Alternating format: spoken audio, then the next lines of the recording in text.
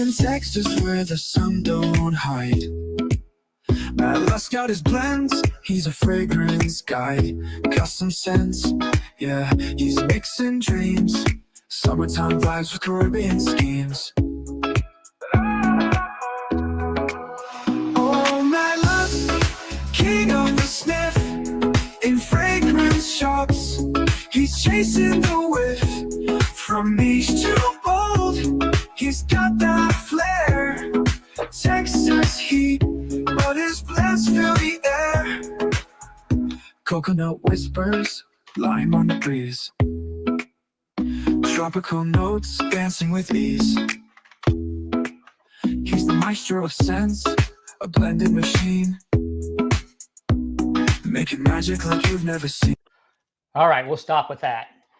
Everybody, can you hear us? Say something, Matt. Make sure everybody can hear us. Yeah, can you guys hear me? Yeah. What's up, Sven? How you staying? We got Matt, Profumo di Totti, Pop Scents, Overrated, Fragrance Fraternity. Michael, appreciate everybody. Yeah, thanks for joining, everyone. Michael's wearing a polo red EDP. Can't go wrong with that. I'm a big fan. Make some Christian Dior stuff. Matt, you got some Christian Dior Yeah, I got stuff. a few. Yeah, I got a few. Yeah. Like Vanilla Rama. Yeah. Vanilla Hola. Gracias. Sven, you work today? Yeah, I'm all about that new Dior Parfum 2025 that everybody don't like. I like it. Sven today, always out here stunting on us with this Pop 45. Uh-oh. But I got this Vince 45, son. What you know about that Vince 45? Straight from Mirror Image. Yep. We got Vince 45 out there. Just messing around, Pop. Yeah, we don't. I got to try. I love Reflection 45, Pop. I got to trade that. Yeah, 12 hours a day, Stan. Spin. That's a long day. Poppy's at work now till 7 a.m. I'll be in and out. I get it, Pop. Thanks for stopping in. Yeah. Do what you can do. It's not Vince 45. It's a different name. Yeah, he's got a Reflection 45. I'll say this without him saying it, this is really strong and really good. I haven't done a side by side, but it's really good. Go ahead, Matt. Yeah, I've had it for a while. I got it when it first came out, but it's one of those things. I have such a huge rotation of scents. It's hard to kind of showcase or highlight things. So, yeah, you know what I mean. I think Vince was wanting to go through. We had some just kind of Q&A things just for fun. In case you guys don't know me or haven't seen me in other streams, I created Mirror Image. I guess you would say Master Blender, not the other Master B, you know what I mean? But yeah, Master Blender, try to make a lot of hybrids. And I bring a lot of one-to-ones too. So I don't know, Vince, you got some things that you want to run through real quick. I can kind of touch on those, and maybe if anyone has any questions for me in the chat too, or yeah, there we go, Stan. You watch the chat too. You're probably better at this, at answering questions and stuff, than I actually am. And if you guys in the chat, if I ignore you, it's just because I'm engaging with him, and I'll try to come back to the chat. I'm not really that good at this, so don't get mad if I ignore you, don't see a question. I'm gonna do my best. I love Goal 7 Cobalt Sven. I love that. I like that better than even what am I thinking about? Bleu de Chanel Parfum. I like it. Andy, thanks for showing up. Nathan James, what's up?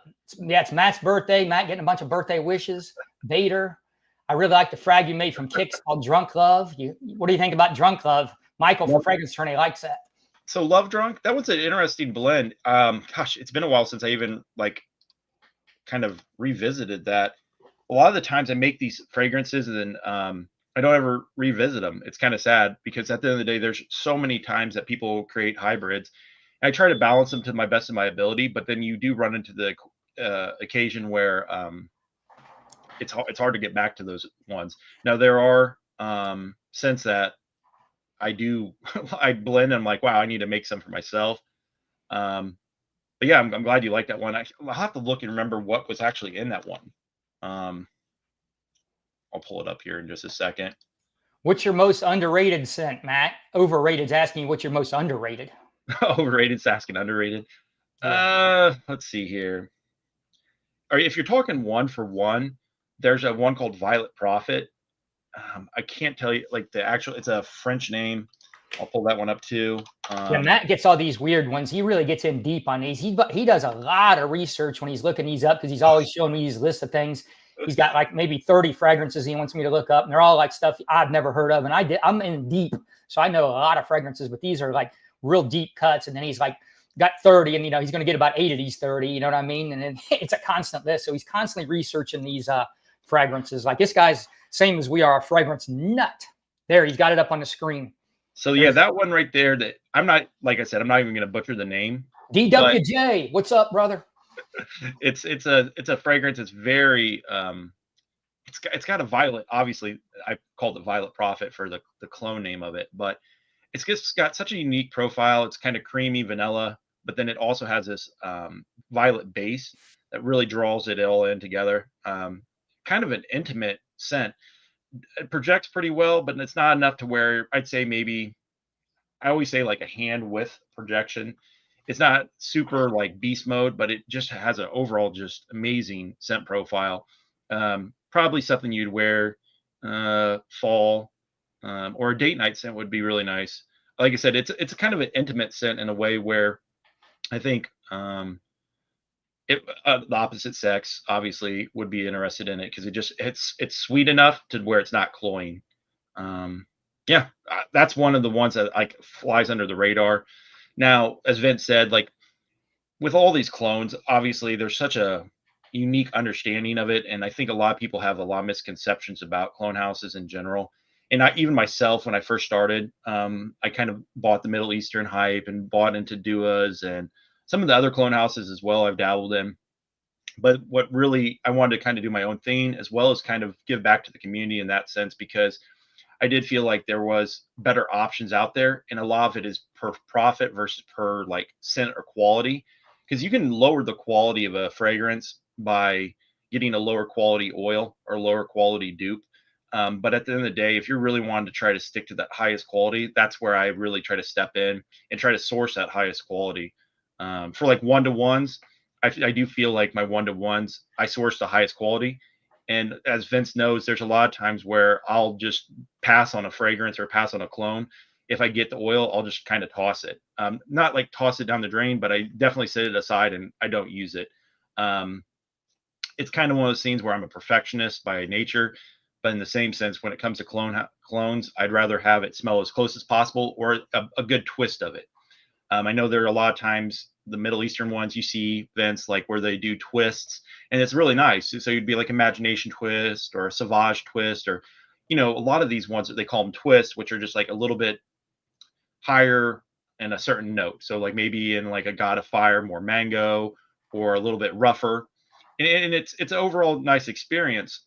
But it's not the original, right? I'm not trying. Sometimes I try to get in the 90% range with the oils that I do source, and I source from multiple places. I think a lot of the times within this clone game and the clone houses, you'll Matt, see. while you're saying this, answer you're on that topic.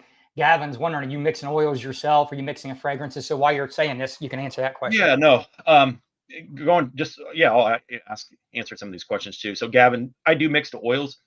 I noticed if you mix for instance, if you're mixing like fragrances, I do see people doing that, and it's a cool thing. There's a guy in the fragrance marketplace on Facebook that he mixes like say Imagination and BR540, and he's mixing the real deal fragrances and creating clones that way, and that's really cool inspiration, ability to do that. But you're also mixing really high, expensive quality stuff too, right? And it's the same expensive quality that maybe I would have as well, but he's mixing the actual fragrances.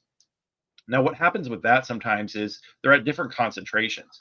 With me, I know the concentration that I put into the fragrances, and I try to hit around the 30 to 33%, sometimes up to 35% oil range. Now, there was a conversation around that before. Oh, we got some more stuff going on.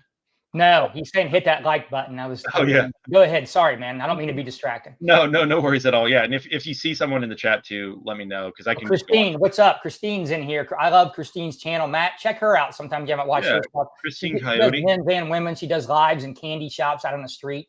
Check her out. Nice. Thanks, Gavin, for telling them to hit the like button. Yeah, hit the like button. Either way, we're having fun. I'm like a co-host here. Matt's a good talker, and he's going to have a lot to say. So I'm just going to kind of kick back and ask Matt some questions, and he'll kind of carry this. a lot of this, but I will jump in and interrupt him every once in a while. Yeah. Feel free. That's what I do because I got ADHD. When you got ADHD, you interrupt people all the time. Okay. Yeah, no, feel free to shoot some questions over too. Like I can drone on for hours about this stuff. And I feel like it is one of those situations where people have asked, like it's kind of a passion project. I have a full-time job, family, and I try to balance everything out accordingly. I basically do this in the evenings. And also I do have ADHD as well. So I do kind of get stuck on something.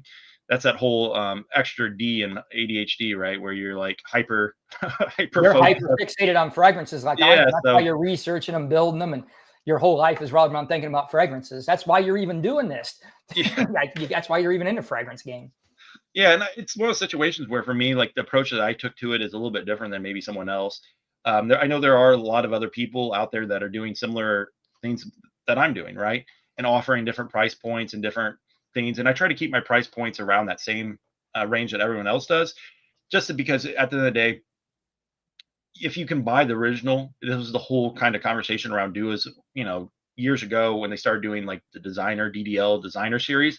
They're like, why would I buy a designer fragrance as a duo when I could just pay for the full price? And I don't want to kind of get to that level of where it's like you're mixing like those two together. So at the end of the day, I do offer some designer stuff and I try to offer more niche, but I also try to keep my prices competitive with what I'm doing as just a sole person that runs this kind of company. No one else is helping me. It's just me. Sometimes my wife will step in and I'll have her smell things to kind of have her assist me. But yeah, is it true Matt is discontinuing Imaginary Rose and Royal Banana Peach? No, I have a ton of the stuff to make those formulas. So no, I'm not discontinuing those, but they are really good. Both those scents are really good. Imaginary Rose was one that one of the individuals in their group on Facebook had reached out to me, ordered a hybrid scent, and that was one of his inspirations that he came up with, and I just made it come to life. So it's really cool how that community works. I know Nathan, you're a part of the community as well, and I think there's some other people. Dax is in here as well. Everyone that's been a part of my community and just in general, it's all community driven, right? All that research and development is kind of handled by the individuals in my community. It kind of gives back in the fact that like they'll tell me the fragrances they want blended, and then I'll try to make it happen. Now there are times, I think Vince, you were kind of alluding to this earlier when we were having a side conversation, was there are times where things sometimes just don't work, right? You can't mix everything and make it work. Or if it mixes something, I've had a few ones where I'm just like, wow, that's not even an option. So I've had to go back and say, hey, like let's not try to do this one. But at the end of the day, it's all community driven. So if someone says, like, I try to do like monthly, I'll ask, hey, is there any fragrances that people are looking for? And it kind of puts my nose on things that maybe I've not had a chance to smell. I know Vince has put me on to a lot of different homage scents, and sometimes we'll do trades and kind of get an idea of where we're at from a scent world, because there are so many niche fragrances, and there's stuff that once you've kind of grown as a nose, right, for the scents, you start to enjoy and like them a lot more, especially like scents that are more challenging.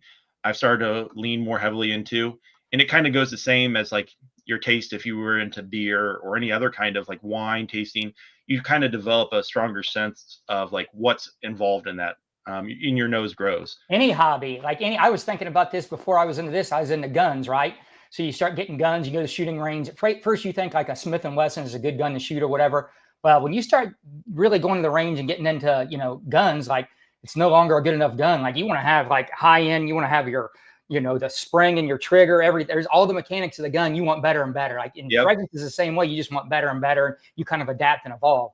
The guns I started with in the hobby, like not the guns I ended with, and fragrances I started with are not, it's pretty much any hobby is like that. And back on the subject of Matt was talking about his wife. His wife has got a lot of fragrance knowledge. I've been on some phone calls with her in the background. She's really interesting. Her takes on fragrances and the way they talk together. I tried to get her to come on this live. I pushed for that, but she didn't want to do it. But they're really fun together, and she's got a lot of knowledge and a good nose too. So it's pretty fun hearing those two talk. If he could ever get one, if it was on his own channel or something where they were talking, it'd be very interesting. She's really good. She speaks well and good talker. And some of these questions, you can go through the questions. They're asking you some stuff. You can go ahead and answer them, Matt. Yeah, no. Thanks, Vince. Yeah, with my wife, she definitely has a nose to her as well.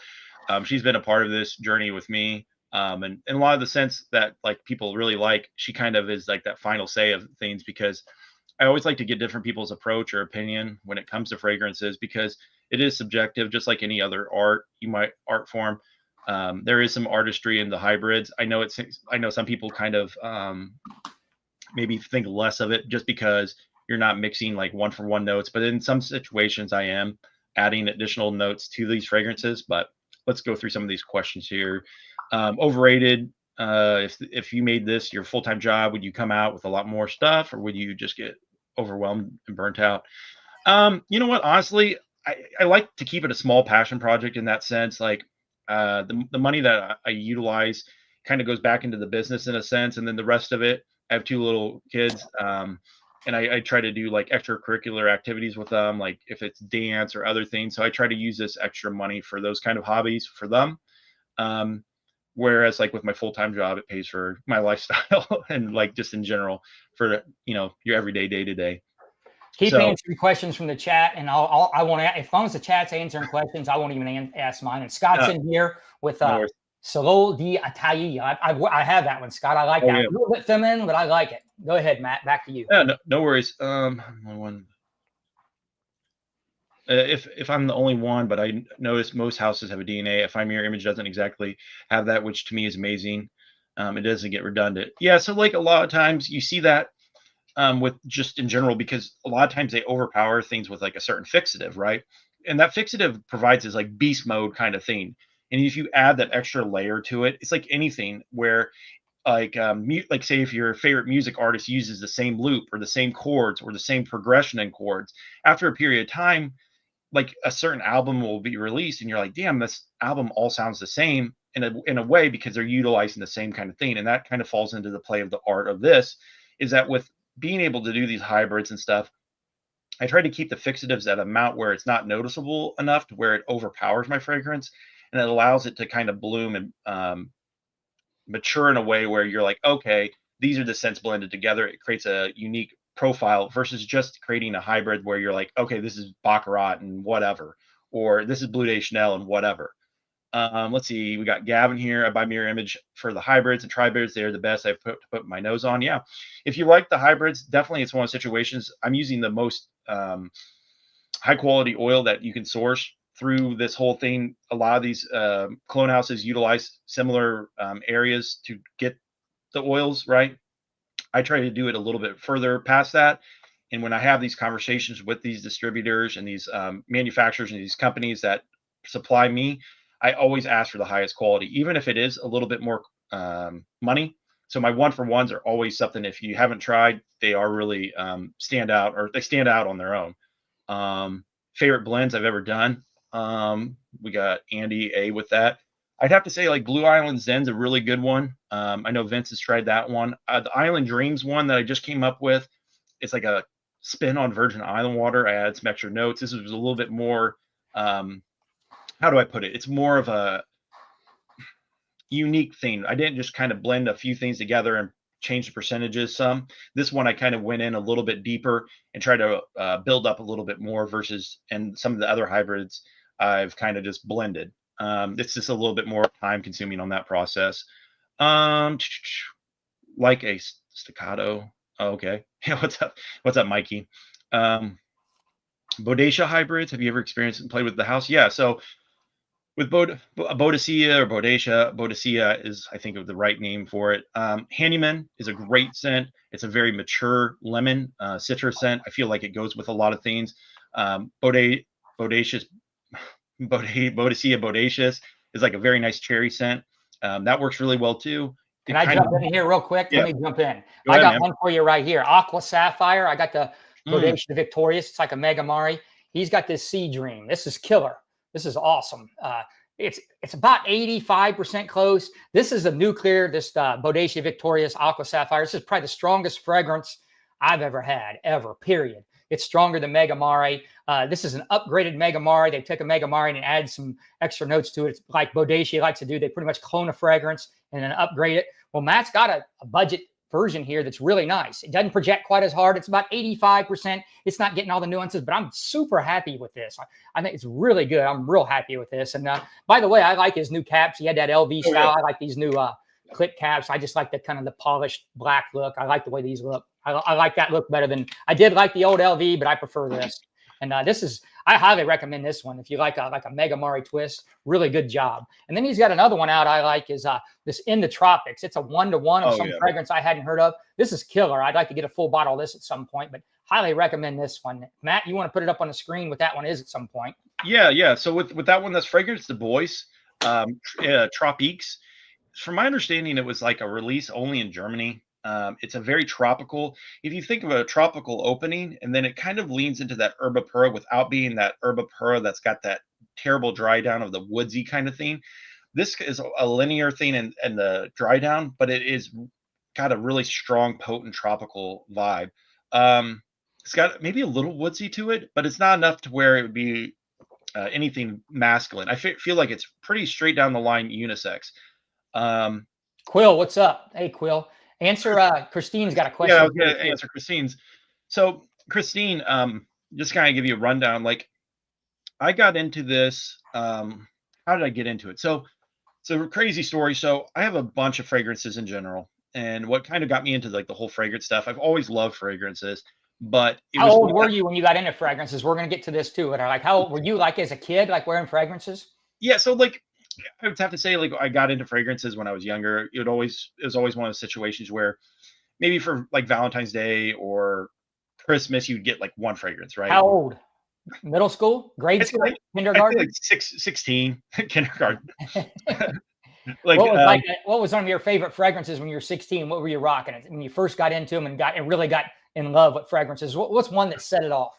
You know what? I think it's one of the situations. It's kind of funny, and I see it sometimes pop up in these groups. Is Very Sexy for Him. Yeah. And then they came out with Very Sexy for Him too. Natalie likes me to wear that one. And it's just like a nostalgic kind of scent profile. And then obviously one of my favorite ones I've burned through so many bottles was Aqua di Gio EDT. Yeah, the original. That is original. You know, I mean the aquatic scent and the citrus of that. It was just such a popular thing. And then my generation was also the Abercrombie and Fitch Fierce. I wore that a lot. And then Bleu de Chanel. So, you know, I mean, your classics. Yeah. So I derailed you. Go on with your answering Christine's question. Yeah, no worries. And I think with the full fragrance scene, I got into it. There were some mishaps with some other fragrance groups that I was a part of. I'm just kind of speaking just from a Clone House, how I got into this part of it. There's some mishaps with some other groups I was a part of, some very sketchy stuff, and where orders were not being sent out. I know Dax and some other people that are in the chat probably right now know exactly what I'm talking about, and I just didn't stand for it. And at the end of the day, I was like, wow, this is crazy. There's got to be a better way to do this, and just from a better approach. There's just so much drama already in the perfume world, and I try to come at it with a level head and try to provide the highest quality. So at the end of the day, when I started seeing this thing, I was like, I wonder how I could do that. So at the end of the day, I tried to ask people. No, it was all dead end street. So I had to purchase a lot of different things to try to kind of get to where I am today.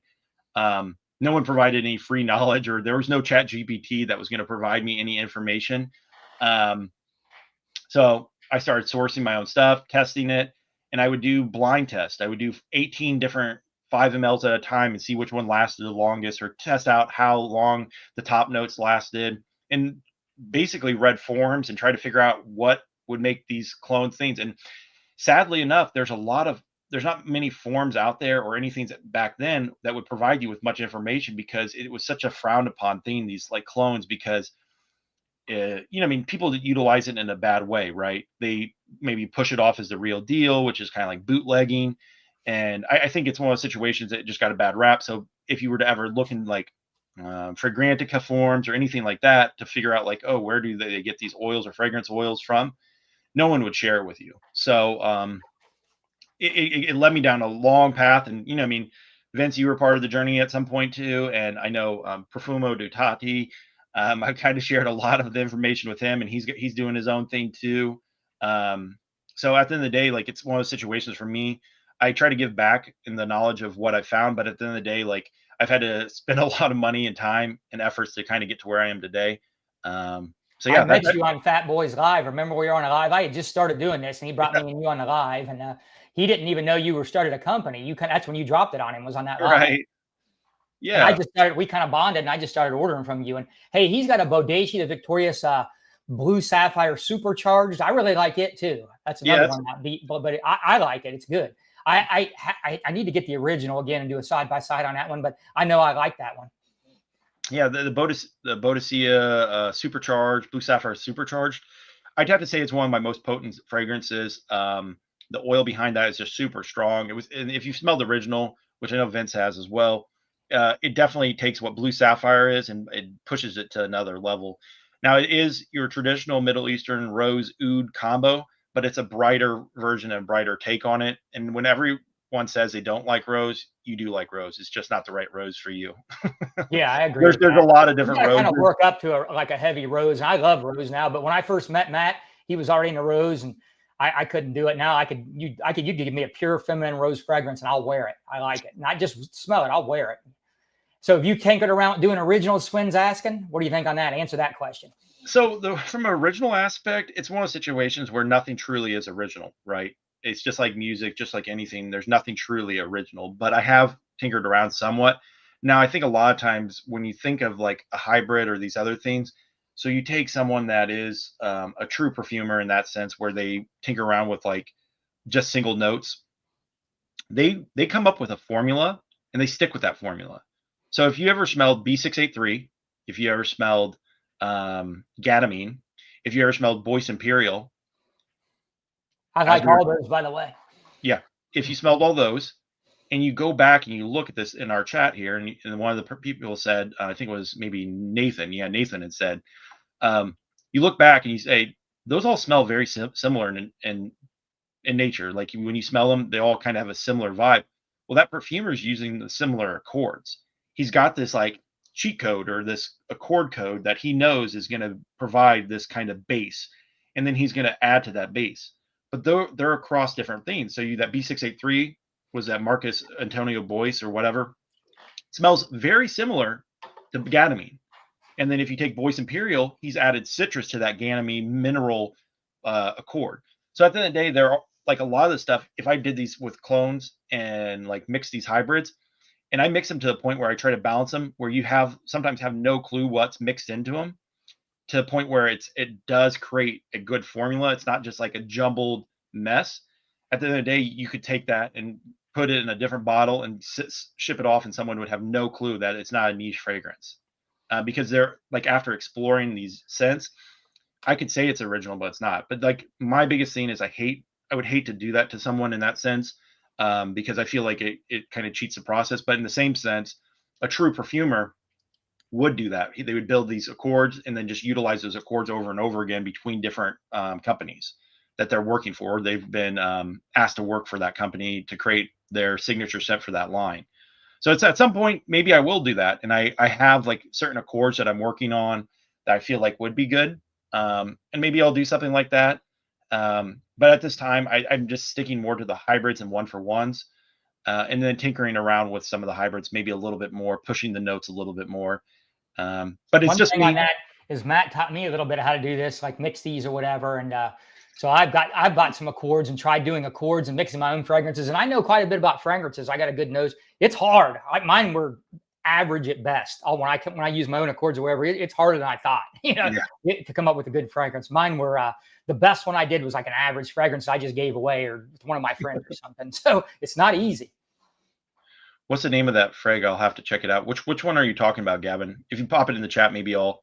DWJ wants your take on the Caribbean mojito, he says. And Scott Martin started out with a fragrance cheapie called Masculino. It has a good name, Scott. I'm not familiar with that one. I'm not familiar with that one either. Andy loves your ADG Elixir clone. He's told me that a bunch of times. Andy let me have his ADG Elixir for a good price so I could get ahead of the curve and put a review out on that one. Appreciate you, Andy. I should have offered it back, but I like it too much, Andy, so I just kept it. Gavin wants to know, is your frag collection expansive, or do you just wear your own productions? So I do have a lot of different things I wear, and there's certain scents that kind of, okay. So like on your scent journey, there are things that like I've kind of like create a scent memory around, right? it's just like if you were to listen to a certain music at a certain time in your life and you go back and you listen to that music, it takes you back to that time frame. So there are fragrances from that I've made as hybrids that kind of take me back to that time when I made that. And I'm like, wow, that's brings me to this moment in my life or whatever that might be. And there are fragrances even from Dua that I wear. I'm not against other hybrids or against any other houses in general. So I do wear some of my stuff. I wear that, I would say, majority of the time. But then I also do wear stuff from other clone houses. I wear stuff from like other niche houses. And even sometimes I'll bust out a few designers and wear them too. So I have a pretty expansive collection. You reading these other ones down here that he's saying Guerlain does that with a Guerlainade Accord. And then Gavin's asking about what do you call your Bodacious Victorious Blue Sapphire Supercharged? So that one is called Blue Crystal Energy. Yeah, that's what it's called. Yep. It's so funny. Did you answer the question? Do you wear your own fragrances all the time? Oh yeah. So there are a lot of ones that I wear. I created, like, before I go on vacations or certain trips, I do try to create a fragrance that will kind of capture that scent memory for me. And then so then whenever I wear that, I think of that time. And what I do is kind of crazy. I'll just bring that one fragrance. So then I've captured that scent memory and it takes me back to that time. So like I created a beach scent called Beach Better Chill. And that was one of the ones I wore when I first started. That one, by the way. That's a good one. Yeah, it was when I first started. When I first started the line, is one of like original hybrids I made, and I wore that down to when I went down to South Padre here in Texas with my family, and it brings me back to that moment because I wore it the whole week I was there, and it created that scent journey, scent memory. And then your limbic system and everything is tied to these fragrances and what you smell. It's a complex system. What he's saying, this is facts or whatever. You do create scent memories, and a lot of these fragrances you like them because of scent memories. But go on, Matt. Yeah, and so I think a lot of times you hold back special fragrances that you wear on special occasions, right?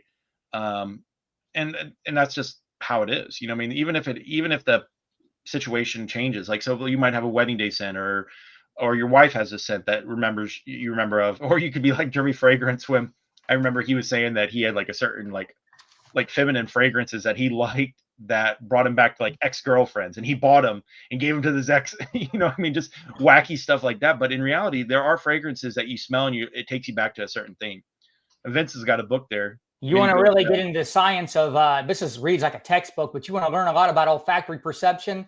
This is a hard read, but it's this book right here. It's on Amazon. It's not cheap either, but it really gets into the weeds of some of the stuff like Matt's talking about now. It's deep how the olfactory system is tied into your brain and your limbic system and everything. This book will spell a lot of it out better than I could. And I have a hard time retaining the information on this. I'm a pretty good reader and I can retain information pretty good. And this one's pretty hard, but go on, Matt. You're still going.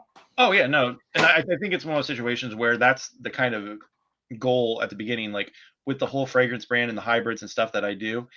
A lot of people have reached out to me and they create these fragrances, and it could be no one else smells like them. Then you're creating a signature scent that's worthy enough to where you wear it and you create your own memories on it, and then you come back to me and you buy another one.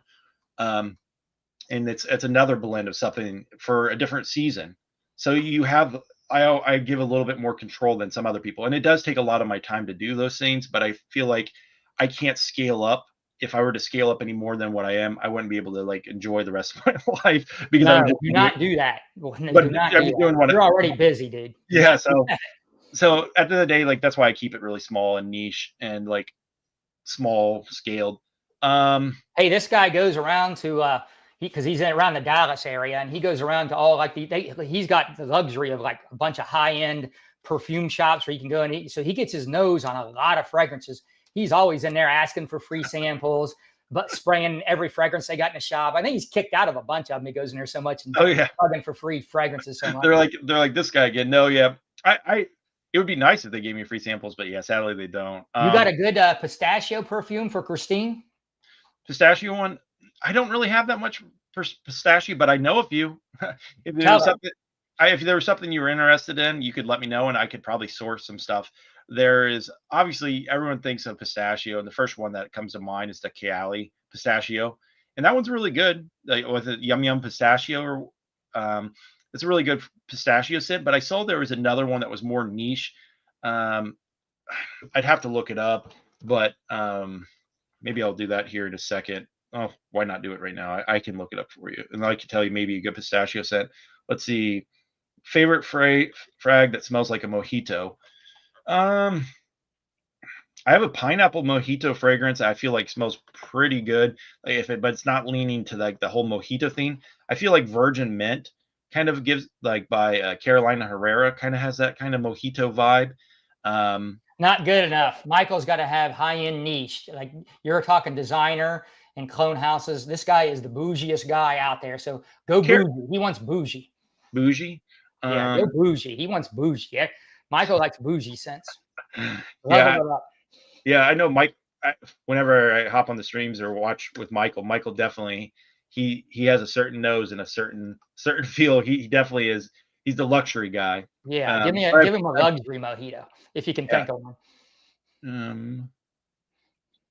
You So don't have to. You're not on the spot. You can't come no, up hey with Matt, one. I'm just have you taken it? Have you released your take on a blue talisman? Yeah, I have a blue talisman. I have a pretty good version of that. Scott, it's called I think was it Blue Mage. It's hard. It's sad because I can't remember literally every. I have 700 and some like oils. It's its own process in itself. All right, look that up, Matt. Christine says, you see me being a perfumer. I am a perfumer. I told you, Matt told me some stuff. Roja Diaghilev, very expensive. Look up a 10 milliliter on Roja Diaghilev. That's how you spell it. D-I. I love this fragrance now. It's pretty challenging, you know, old school, running cheaper. Well, here's generic perfumes. I'm filming content on this. I actually did this today. Here's a generic perfumes version.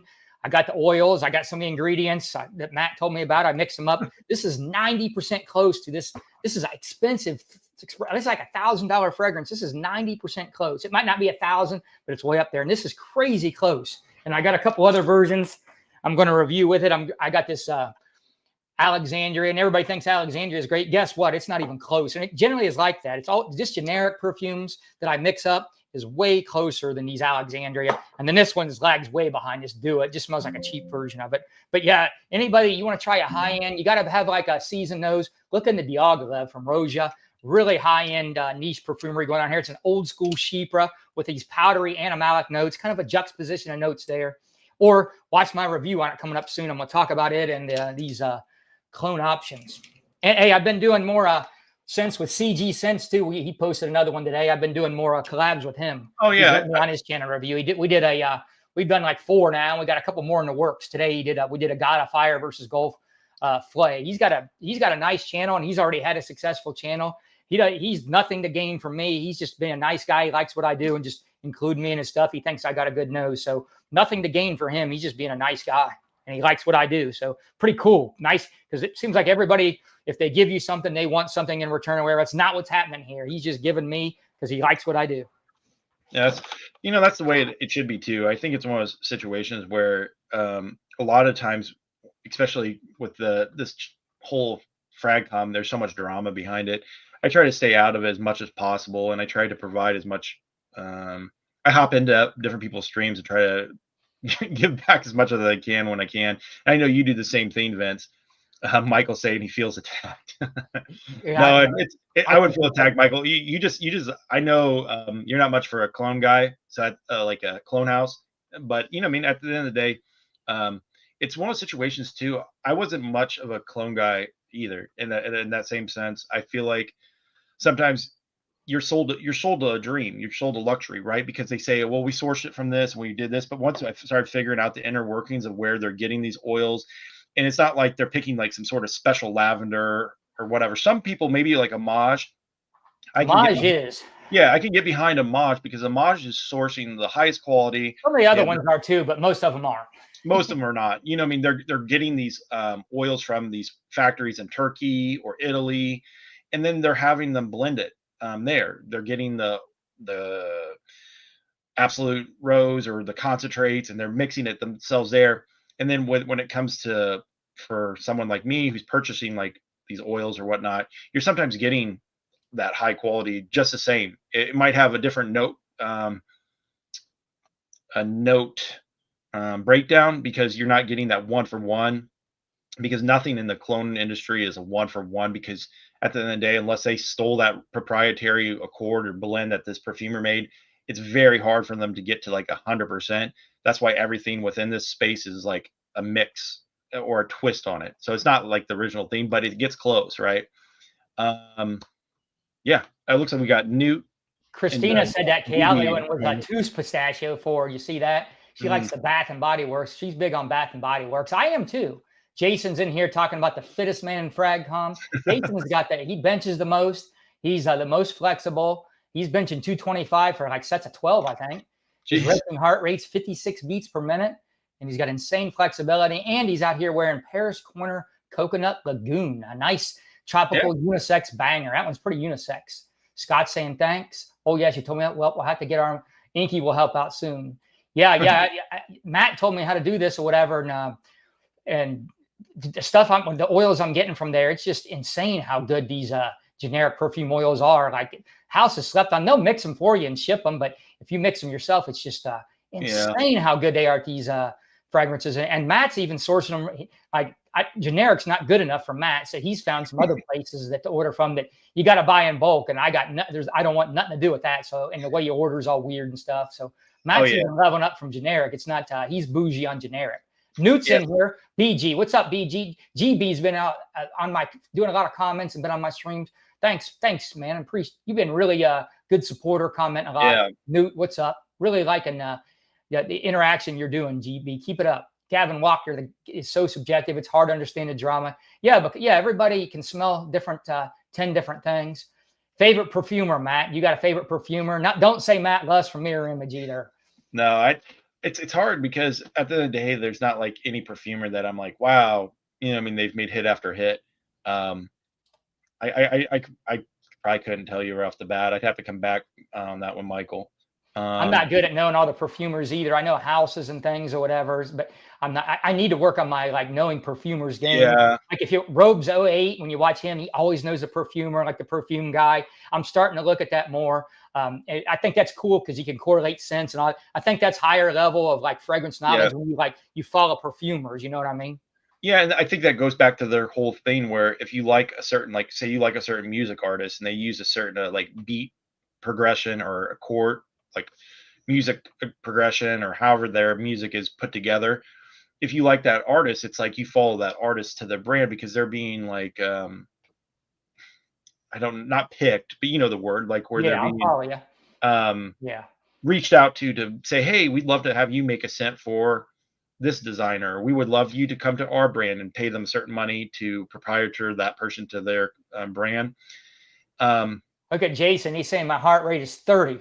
It's so strong. Only needs to like half the side to beat. The other side can rest. That's pretty impressive. I wasn't aware that I could do that. Yeah, Alberto Morales. Everybody knows him. He's good at aquatics and like I'm a little bit deeper in the game. Like so, a lot of his scents to me just don't quite cut it for like my favorite. So for him to be my favorite, he's good. I really respect his work. He's got a lot of hits. Great perfumer, but I kind of like a little bit more the artistic perfumery. And I feel like he comes with the easy mass appealing fragrances. Not that I'm knocking that; those still got a place or whatever. But and I do like Alberto Morales; he's good or whatever. But I like some of these more like challenging, fragrance houses. And here's one I really like: is this? I've been going with this lady, this Francisco Bianchi. I've got a bunch from her. I'm working on the reviews on all these. I've got about 10 of these now and some samples. I'm waiting on a couple of samples. This is going to be a really hard one for me to film and do all these reviews and edit it or whatever. This is going to be a pain in the butt, actually. Why? I film this one and do it because there's so many I'm going to review. But it's going to be, and I know nobody's going to watch it because nobody cares about this house, but I don't do my content like that. I don't care. I just put it up there. And some of these like this, when I post these up there, like nobody watches them at first, but over time, like if somebody clicks on this house, they'll see, okay, this guy's got, 15 reviews. So they'll click on it. And over time, it kind of builds like a nice library and nice like views for me. I did that with that Lorenzo Pagliano. I just got a bunch of samples and I posted that a long time ago. And it didn't get much traction at first, but people still comment on it. I still look at it. It's like one of my trending top viewed things. It's from a long time ago. And I've changed my opinions on those fragrances and stuff. People ask me questions like, well, I think differently about a lot of these now, Stan's back in. He's made it home. He's talking about thick Latinos. Vince is so flexible. He's a real life Stretch Armstrong. Jason on me. He's coming up with some good ones. Dang. Arnic Murano is great with incense, smoky stuff. This lady here is good with the animalics, really good with animalics. That's her thing. I would say going back to what Christina was looking for. So it's called Obvious Un Pistachio is the one I was thinking of. Can you put that down in the chat so she can see what Yeah. the spelled out looks like? Let me put that in here. This is one I saw. You know, I mean, I do like a ton of research on like fragrances, especially He the one does. He does. He does that all the time. Any free time when he's not making them or doing his work, that's what he's doing. Yeah. So like for the one for ones, that's why I said a lot of times I'm like, you guys got to try these one for ones. I know some people go to different houses for different clone houses for their one for ones because they say, oh, these are the best one for ones. But literally, I'm telling you right now, I source the highest stuff out there, and I guarantee you, some of the sources that I have, they don't have because I've made in like nice with these companies and nice with these distributors. It costs money and time, but in the same sense, they've helped me grow my brand by allowing me to get smaller quantities of things. Majority of the time, individuals have to buy a kilo at a time. That's the barrier to entry for a lot of people. You got to Yeah. sell so much. So like a little house like you has trouble doing that because you're just not going to sell that much and you can't buy that much. But you've kind of worked around that and figured it out. Yeah. So that's water is like a Diagala. That one is awesome, Spin. I love that one too. It's just like this. It's really close. If you want a budget version of Diagala, that one he's talking about, a Tray Skin Water, that's a really good budget. Rose, it's almost like Diagala. That's a great one, Spin. That's one of my favorites. Yeah. That's Francesca Bianca. We're back to that. Oh, okay. GB's rocking your Amber Secrets, Matt. Very nice for this hot day in Fort Worth, another Texas. Yeah. Yeah. GB had talked to me about some like maybe adding additional like lime to Virgin Island water because a lot of times they add more coconut or other tropical fruits, and he thought what would be a spin on it would be adding more lime. I was trying to like drill down what lime would work best because you have some lime or lemon citrus stuff that just as soon as you put it into it, it smells like room cleaner or something. But I'm still working on trying to figure out what I would use. Maybe Bohemian lime. There's a Tillier. I think it's called like lime something, Lime Island. I know which one you're talking about, but I'm at a loss. My recall's not good. Best Silver Mountain Water clone. I don't really like Silver Mountain Water, so you'll have to answer that one. It just depends on where you like. For me, at the end of the day, I don't have I have one that I use that's like a good quality. Like it's like there's qualities of these things which I've kind of went into or alluded to. I have a pretty good quality of it, but it's not like if someone was like, hey, I want this to be as close to not Virgin Island water, but Silver Mountain water as possible, I would have to resource out something because I'm such a perfectionist when it comes down to these like one for ones. If I'm going to give you a one for one, or if someone orders a one for one of something, I will make it my due diligence to get the highest quality of that. Even though like I might have a version that I'm like, this is really good. If they're like looking for accuracy, I'll have to resource some things. I like real Silver Mountain Water on that one. I had that one, whatever that Mason Ahong, that one everybody thinks is so good. I did not like that. I sold that one. If I'm going to wear Silver Mountain Water, I just like the real one on that because I haven't smelled any clones that I like close. And I really don't even hardly like the real one that much. It's not one of my favorites at all, but I know a lot of people like it. Yeah, everyone loved the Azure Lime is that one that we were doing recall on. I do like Azure Lime. That's a good one for a lime fragrance. Oh yeah, AJ said that. I love Azure Lime actually. Azure Lime, I actually have one back here that I made. I love that one. Yeah, buddy Kevin's got a good Azure Lime. It's Central Obsessions. I haven't tried yours, but Kevin's is good. I'll vouch for his Azure Lime. Yeah, and that rolls back into the same thing where we've like where I've kind of stepped into this whole mix of where a lot of people will go to Kevin or these other houses, which nothing against those people, but at the end of the day, like when it comes to sourcing stuff, I don't know. I have an idea where a lot of them source from, just because there's only so many places where you can source oil from. So a lot of times people say, well, I love so-and-so's version of this, or like I see a lot of people have the misunderstanding of maybe where or how these scents come about, because sometimes even for me, when I first started, I didn't realize that these guys were getting them from the same place. I think it's the balance between the fixative and then the oil, as well as where you source the oil from, and if you do get that top quality. What do you got in the works, Mike? Jason wants to know. He's Yeah, always got a bunch of stuff in the works, dude. It's never ending. He's probably got 10 fragrances coming in. He's probably got 10 that just came in. Is that about how it is, Matt? I have a list here. I have a list of stuff that's coming in. Geez. I'm trying to think of some of the stuff here. Let's pull this up. Here, let me ask you some questions I got. Yeah. What are go ahead. your favorite top houses in the fragrance game and why? Oh, just, give like me a handful of your top houses.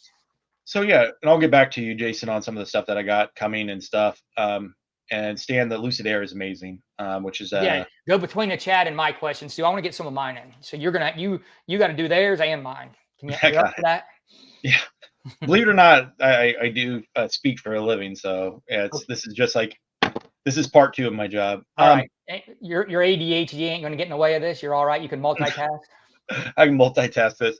So your question was like top fragrances or top houses. Top houses. I'd have to say Penhaligon's is number 1. I knew that was coming. Yeah, I love Penhaligon's. Do you think performance is not great on a lot of Penhaligon's? Yeah, it's not that good, but if you get, like, for me, like when I get the highest quality cologne oil, I'll boost that oil up a little bit more than what it is, and yeah, it's better for me, right? It lasts longer, and then I'll also I have a top quality fixative that I use, and that's your fire alarm. It's I have a security system here, so just in case any bad hombres come through, I'm in here in Texas. What's your other one? Come on, you said Penhaligon. Give me at least 2 more. Oh yeah, I'll give you some, Vince.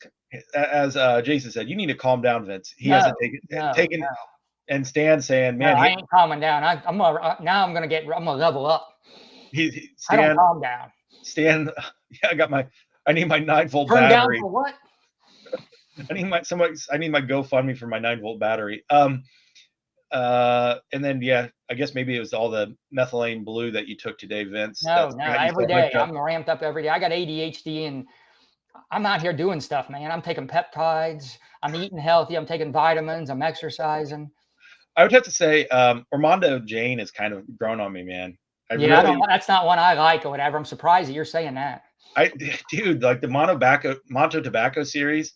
I know you love it. You even sent me a couple samples, and I just like it. And they just came out with another one, which going back to Michael from Fragrance Fraternity, dude, check out the new one that Armando Jane came out with. I don't know if that's bougie enough for you, but they have one. It's kind of got a Belvedere twist on it.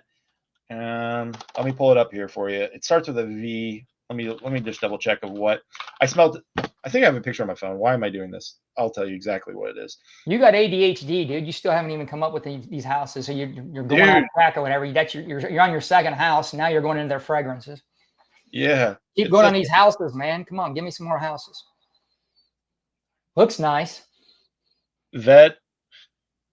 Vetiveria. Look it up. If Michael, look that one up. You might like that. So Armando Jane is kind of just like a new kind of thing that I've fallen into.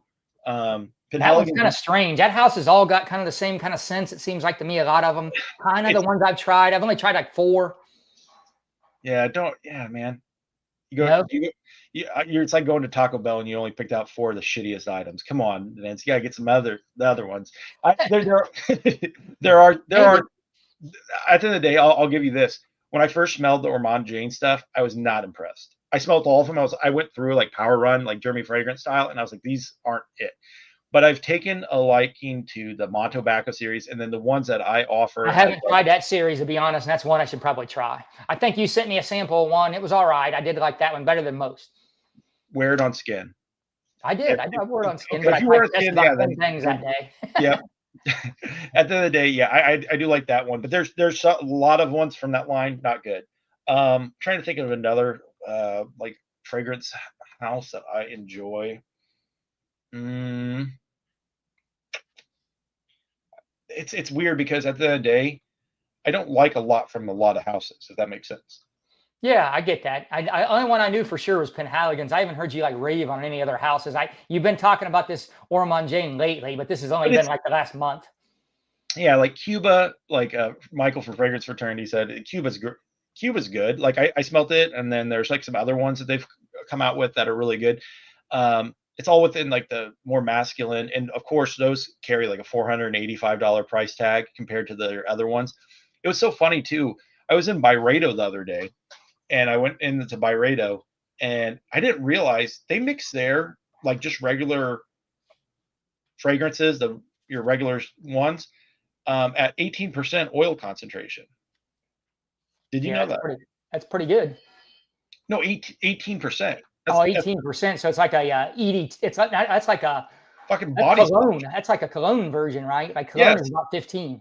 because they were trying to sell me on the new Absolute series because they That's have a going to new. last about 2 hours, if that. Yeah, so they were trying to sell me on the whole new Absolute series, and I was like, oh, okay, what do you guys have in with the Absolute? Because they have Mojave Ghost, they have what was the other one?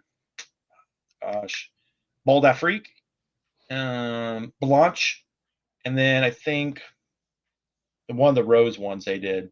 And now they have those four as their Absolute series, and they boosted it up to like 22%, and they're like, it's got 22% oil in it. I was like, and they're like, it's like, and it's way more expensive than what the other versions are. But I think the big misconception too, and this is something I've had to learn myself, is the lower percent of alcohol.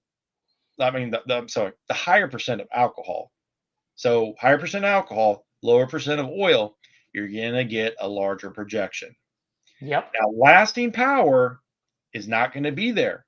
So if you want something beast mode where it's going to blow your socks off, either you're going to have to use a fragrance that has a lot of rose or oud that's got a lot of lasting heavy You have to have something power. with the base. You have to Yeah, have something with the base.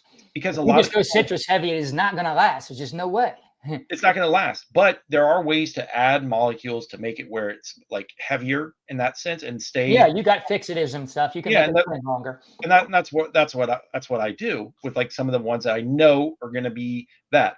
So I think that's one of those things where people are like, "Oh, I want it stronger, just add more oil." Well, you start to add too much oil because there's other houses that I used to follow, and they'd be like 45%, 50% oil, and you're at the end of the day, you're literally muting out a lot of your stuff It'll because sit real close to the skin is what it'll yeah, do. Yeah, I've had a lot of those from Almat Al Caribbean. It kind of just hangs into the skin. yeah, Where but it it doesn't lasts project forever. nothing. It needs the alcohol to push. Around 30% is like a sweet spot really to kind of get the push and the oil based on my like calculations of playing with oil percentages and all that. I like 30. Yeah, And so like what kind of a what is your favorite type of like a thick Latina? Do you like Cuban thick Latinas? Do you like from what tell me Stan, what's give me some ones to pick from here on the favorite style of thick Latinas. You just mentioned Cuban. yeah, Stan. If people don't already know Stan from other things, this is this is his And Jason. Stan. Jason's into him too. I think Jason's married to one. And Fink for life. Yeah, if you haven't listened to Fragrance Attorneys Fink, not just saying this, his stuff is really good. Michael's got a real talent for music. That I've done several workouts to the Fink, his Fink Spotify, and That's cool. definitely I got about I'd say about 20% based on my tracking, 20% more output that day from the Fink music track. So Jason, Stan, you want to get a better workout?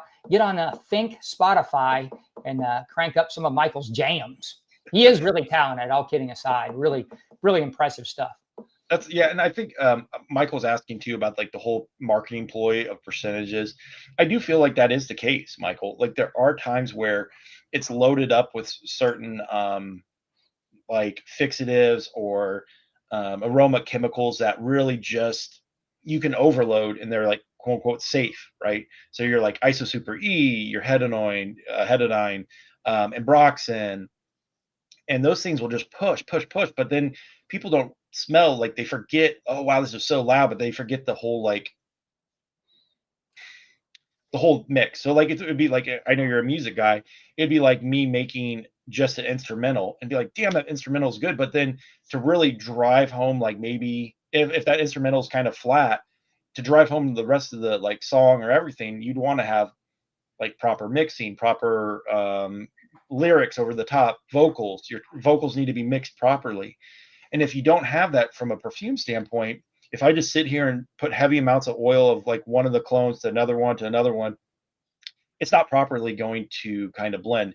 And I think this kind of runs into like how Vincent, there was a question you had asked me earlier on where, like, how do you come up with these hybrids? Like, how do you really like balance stuff? Is it just, oh, because I know some houses they just do one for one, one of this, one of this. There's none of that. Like I never just do one for one.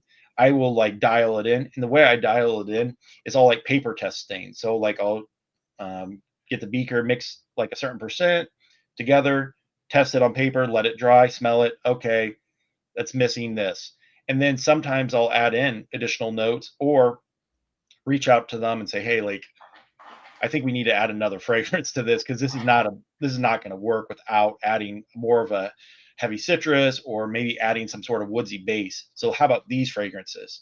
Matt is a real perfectionist. So when he does something, if you see his, when you get his fragrances, how they're packed and everything. So when he's blending, making these blends, he don't just throw it together when somebody does a request. He really puts some time and effort into it. I know for a fact. Yeah. I'm trying to think of some other things too. New stuff that's coming out because I know that. Yeah, you didn't. I derailed you. He was wanting to know what's in the works. You go back to what's in the works here. Let me pull. I derailed you. No worries. Now, one that really people are really gravitating to, which I have to reorder some more of the oil of that, which is that the Tropiques by Fragrance Du Bois. Really popular one. This is good. I have this. I just got this little he sent with the samples. This is awesome. It's a unisex. If you can't handle a little bit of unisex, it doesn't lean feminine to me. I can wear pretty feminine, but man, this is a banger. Love it.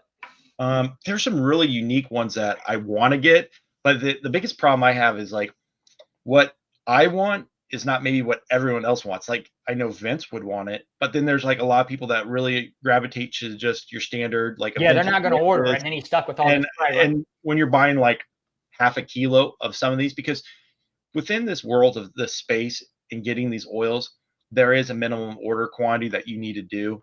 You can't just buy a small little bit because that small little bit's going to cost you so much more than buying like, say for instance, like something like they don't even really want to sell it to you, so they try to price it unreasonably and everything because they don't want to do it either.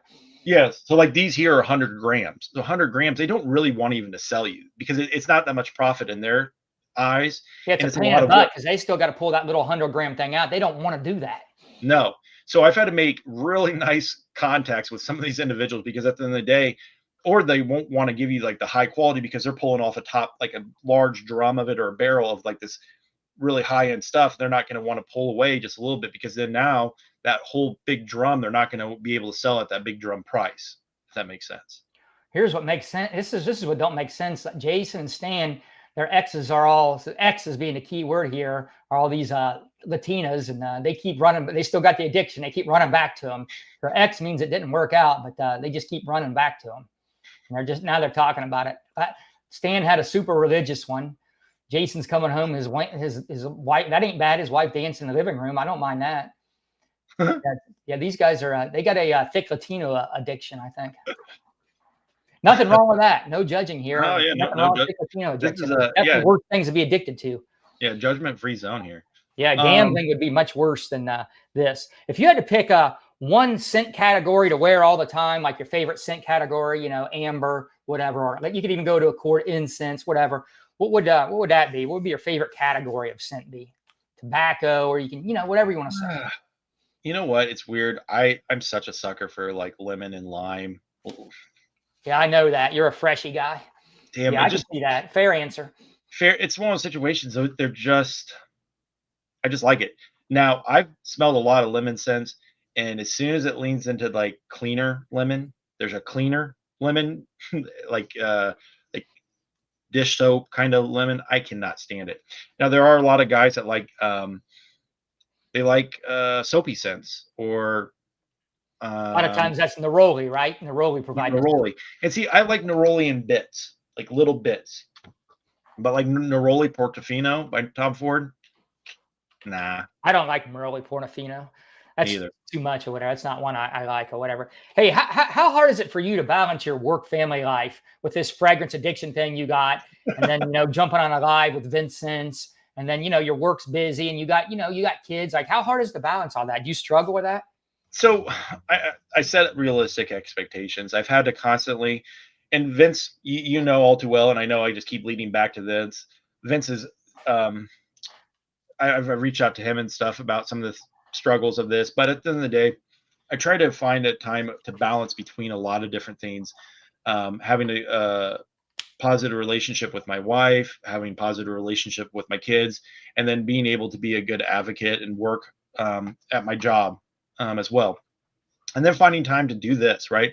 So I do set realistic expectations, and then I also try to improve my process. At the beginning, my process was rough because I had no idea of how to properly handle or take on these extra responsibilities that fall within the business, right? Creating the LLC, understanding the business side of it. Now, I also, I mean, I also do photography as well. I don't do it near as much as I used to, but that was kind of the driving factor before from like an artistic perspective. But I mean, this guy going back, designed his own websites. I mean, he does all this stuff. That's his website. All this, like making the labels. Like, oh I yeah, mean, he knows he's figured out how to do every end of this. Like, he doesn't outsource none of this stuff he's doing. He's figured yeah. out how to do it all on his own. So all of it's him. So yeah, and it's just it's finding time to make time for this, right? And sometimes it's hard. So I do provide realistic expectations to my customers or my clients, where it's like sometimes I put 7 to 10 days as a like realistic expectation for orders because sometimes I might be overloaded. You might get within 1 to 2 days or 3 days, but at least having that 7 to 10 day window. If one of my children are sick, my wife's sick, or I need to step in, or if my work is overloaded, I can find time to take a step back from this business and work on that because that's my family is the number one priority. My other job is the second priority in my life, and this would be third. But that doesn't mean I like slouch and don't do anything for this because it takes third place, right? It's just finding time. I think that's a And good perspective. That's how it should yeah, be. It'd be crazy and to not have it that way. But is it hard sometimes? You get out of balance, or can you always pretty good at maintaining and keep it in perspective? That's I kind think of more my question. yeah, Struggle with it? I think it's with anything, it's a struggle, right? Yeah, it It's would be like for me. I would get out of hand on one or the other. You know what I mean? yeah, and Probably more into fragrances, and then like let my family go, and that'd be a dumb idea to do that. You know what I mean? But that's how yeah, it would go for me sometimes. And you and got to check yourself. Like, wait a minute. yeah, I think there's a lot of times you can reflect, and I think having good people in your life, right? I think that's a key thing is having good friends, family, or people that even if they're not family, having them in your life to reflect on. Reaching out to people. I think a lot of times people don't talk about that enough, and you have to be able to kind of really drone in and use your support group to kind of get through some of the times where you do need to refocus. Well, you got to be self-aware to even monitor yourself and catch things Oh, out of hand, before your wife is getting on you. Spence yeah, is in the chat. Hey, Spence, man, I want to try some of those Distans. I got that Pico Vaya Dama or whatever you talked about. I got to sample that on the way. I got a bunch of samples from you lately, Spence or whatever. I really respect your taste. I really like it when you talk about these high-end fragrances. You get me onto some oh yeah, really, really good ones. I'm out here messing with some of your buddies, Roja Diaghilev. I've been getting some. I just do 10 milliliters Bodaci, the Victorious Aqua Sapphire. I've been messing with a bunch of higher ends, but no full bottles. But I've been getting my nose on a lot of higher end fragrances from you and some of your buddies. You've been a good source of that. I like hearing about these fragrances. Not everybody talks about these. I mean, talk about the same things. But Spence, he digs deep into some of these oh houses. yeah. Some of his buddies, he's got these bougie buddies, even more bougie than Michael. So they dig into these scent profiles that I don't really You hear know, anybody Michael. talking about. So when I hear these guys talk about them, it perks my ears up and gets me interested. And Christine out here talking about some Dolly Parton. We love Dolly Parton. I love Dolly Parton. She's putting some Dolly Parton lyrics out here. And Fragrance Fraternity out here talking about Allure Homme Edition Blanche is so good. Oh, I love that. Sorry if I'm skipping over comments. Brian B is in here. Thanks, Brian B, for stopping in. He asked something. Are the oil costs going up due to tariffs? Stan's asking. Yeah. So yeah, and I'll answer some of these questions too. And hey, what's up, Spence? I'm glad you hopped on. I know it's not the production value you're used to, Mr. Bougie. I don't like. You got to slum it if you come over to VinceScents. I love Yeah, what Spence is doing there. we're living. Spence is doing. I love that what he's doing. That's awesome. Yeah, dude. Spence, every time I go over to your stream, I'm like, is he in a spaceship right now? He's like, let me just zoom into camera 6 here. Beep. I It's love like, it. Awesome. Obviously, he has a passion for that because that ain't easy to do all that, and he's doing it. but yeah, but Spence, he's not a clone guy either, which is fine. what's it called? I like hearing him talk about what he Yeah, talked no, about. I don't hear people talking about those, like the channels I listen to. I just don't hear people talking about those. Maybe Bowtie Fragrance Guy a little bit, but he yeah, digs even deeper than like what Bowtie Fragrance Guy and some of those guys I listen to are talking about. yeah. So going back to like this, the oil cost has, like, for me, and I've had this conversation before on another stream. Basically, I've tried to find other measures for like tariff relief and efforts to kind of circumvent that whole thing. Um, that some of the oils do come out like from, not like in general, like all my oils are like, oh, these are all just from China, or these are from Dubai, or these are from where. A lot of these oils that are highly like manufactured are only manufactured in certain plants, and so you would have to kind of get those from those plants, right? And then you might have to go through a different measure to get them in a different fashion. So, like, with all that being said, tariffs haven't really impacted me because I found other ways to get the oils from my distributors um, legally. But in the same sense, there are ones that I've had to get where I've had to pay tariffs on. Um, it does impact the overall, but in the same sense, I try to do large enough orders where it doesn't impact the overall cost for me, so I can still keep my prices the same. And right when I knew, like, I'm pretty up on politics as well. Right when I knew the tariffs were going to start coming through, I went and reached out to my bottle distributor and ordered a ton of bottles, because at the end of the day, I knew the writing was on the wall for some of these situations where I knew it was going to impact my business if I didn't get ahead of it. And I see other clone houses struggling with the bottle situation, and I was like, it's not going to be me. Yeah, you stay ahead of it. I know that's you. Spence, I just looked up this Sarah that you're wearing or whatever from Fragrance Dubai. I need to dig into that house more. This sounds like something right up my alley. Oh Warm, yeah, spicy oud with some rose, some fresh spices, some citrus, some metallic notes. What do you think of that one? That one sounds great, man. That sounds like something I would like, Spence. fragrance You the rate that boys. Yeah, fragrance the boys. It's like one of those scenes where it's in that linear line of like Roja, for me at least, where they have those very like interesting blends, especially in their high end, that they, because on the like lower spectrum you see like fragrance the boys like some like oud orange intense or oud Right, blue, and right. That's one everybody's heard of. But yeah, like those, they got so many other scents like this one. I'm yep, looking at it right now. A 10 milliliter on Scent Angel is 86.40, and Scent Angel's got good prices. I'm going to look into this one, though, Spence. I'm writing it down now. yeah. This looks like something I would like. Another one that's kind of got that flair that he's talking about is that Abu Dhabi by Memo, the new Abu Dhabi. That Does one's, it? You've yeah. smelled this one then, Matt? I The smelled Sierra? that one. Yeah, I've smelled that Sahara once. Um, if I'm thinking of the same one, but 450 is a good price on that, Spence, from what I'm looking at it. because I'm in Dallas, and in Dallas, obviously, like you said, I go to these different places, and we have a niche store that just sells niche and high end luxury fragrances. It's called the Scent Room. Really good place. If you're in Dallas, it's a cool place to check out. All their fragrances are sitting out, so you can smell them at your own leisure. They have all like every kind of like niche scent, but they don't have any designers or even like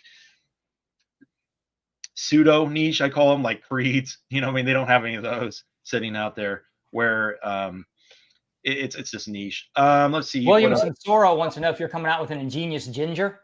Yeah, I have an ingenious ginger. He's got it. It's in his scent library. Yeah, Just you go on there and hit like the thing and just fill it out on like if it doesn't come up, you can just fill it out and put it in the notes, and he'll get you that one. yeah.